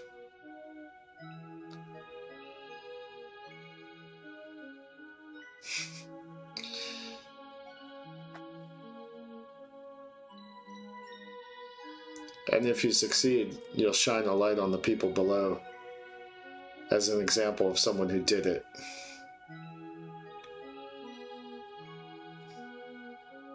Now, I'm not saying you'll succeed, and you might actually go insane. But you could end up like Moondog.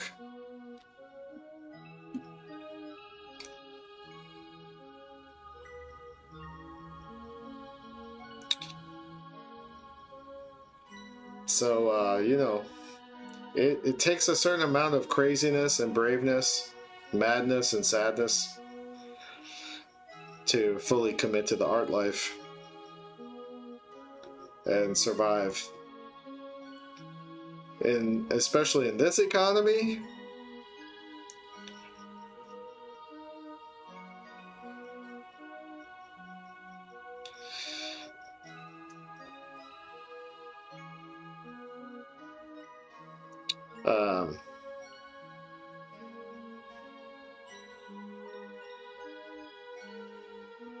thanks, Felipe.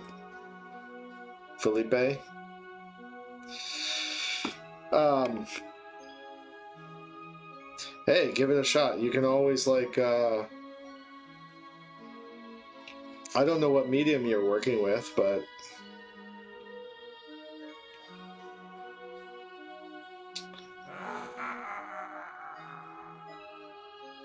the more time you allocate towards making art, and the more desperate you become, the more ways you can find to make money.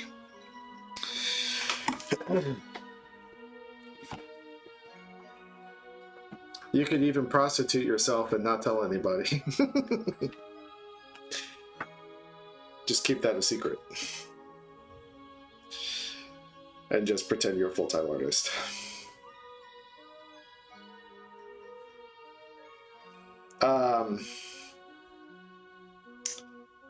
I hope that helps. I believe in you, my guy.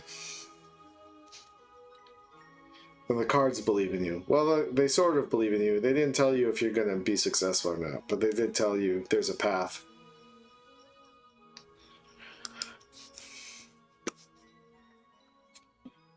And you got to be crazy to do it.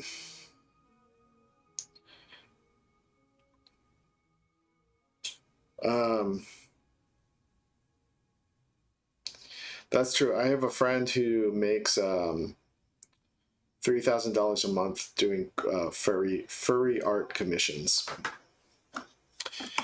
So, you know, do what you gotta do.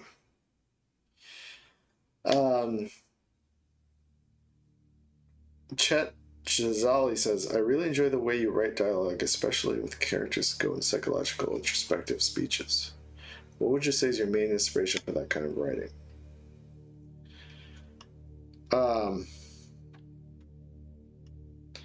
Does that mess with relationships typically?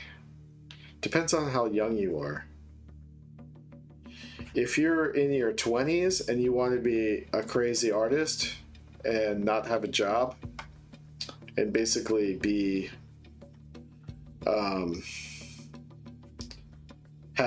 not be able to take your girl out to dinner and be like trash picking bagels, some girls or some people, depends on who you're dating or whatever, but some people in my experience during that era of time think that is cool and exciting. When you hit middle age, people think maybe you have a problem.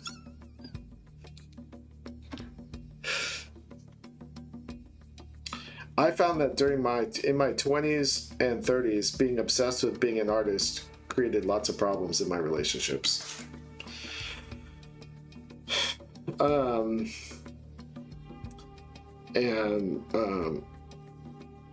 I think I was like extremely selfish and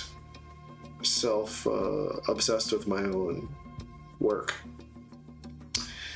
and that my relationships took a hit because of that. So it's a trade-off. I don't think it's cute until it isn't. There you go. And at some point, if someone lives with you or dates you for long enough, they figure it out. And you know what? I don't personally have a solution for that. Yeah, I mean, I'm not feeding my girlfriend's trash pig bagels anymore, but I don't know.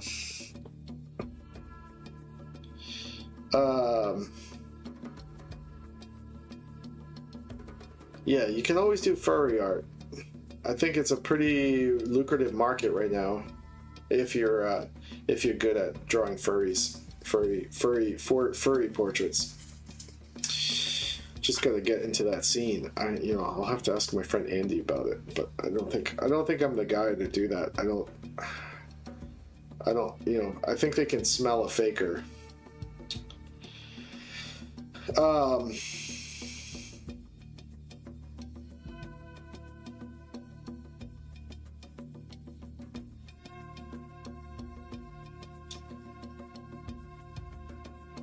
Hey, what's up?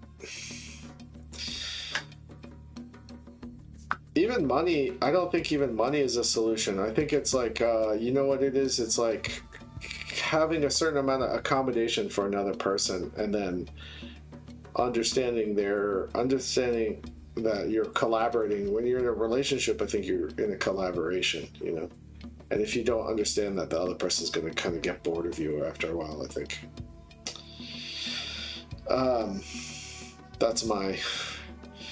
That's my ancient wisdom take at this point.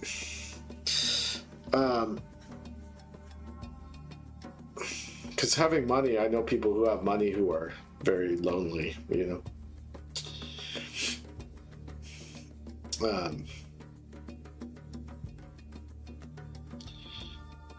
I think it's more like having the capacity for another person is more important.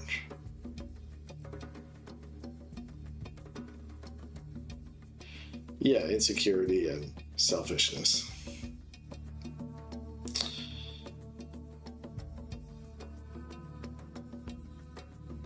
I don't know.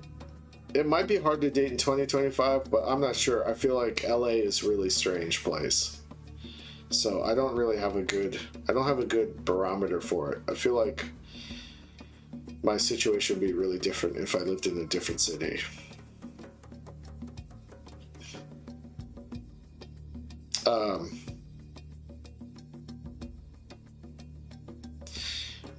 I think front porch. I think it depends on if you actually are into furry shit. If you're into furry shit, I could imagine you would really enjoy drawing furry portraits. But I feel the same way about Paul Pope doing Batman commissions. Like, Paul Pope, what are you doing? You're like one of the great comic book artists.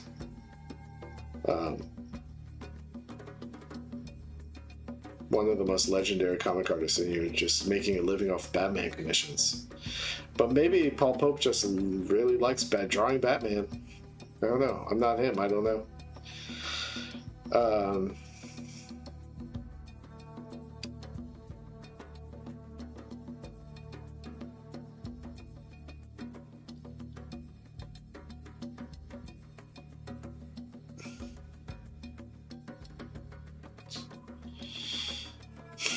Yeah, LA dating scene. I mean, I don't know.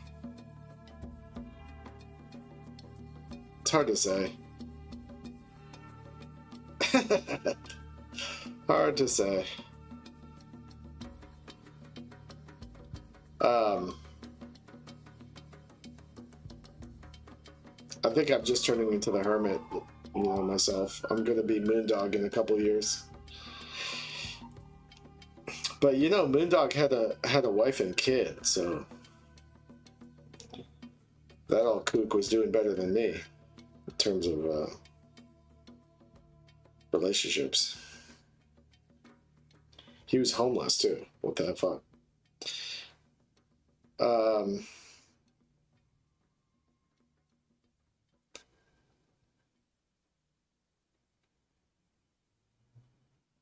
Hey, thank you, 9 million bats.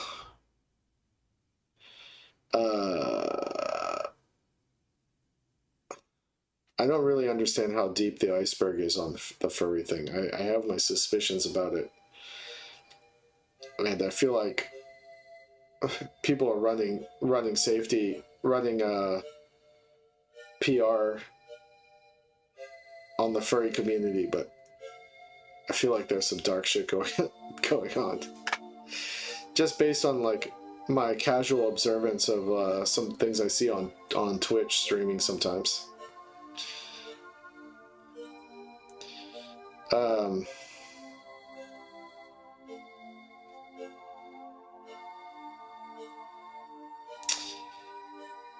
All right. Well, how long have I been streaming? I've been streaming. How come I can't tell how long I've been streaming? Like 2 hours.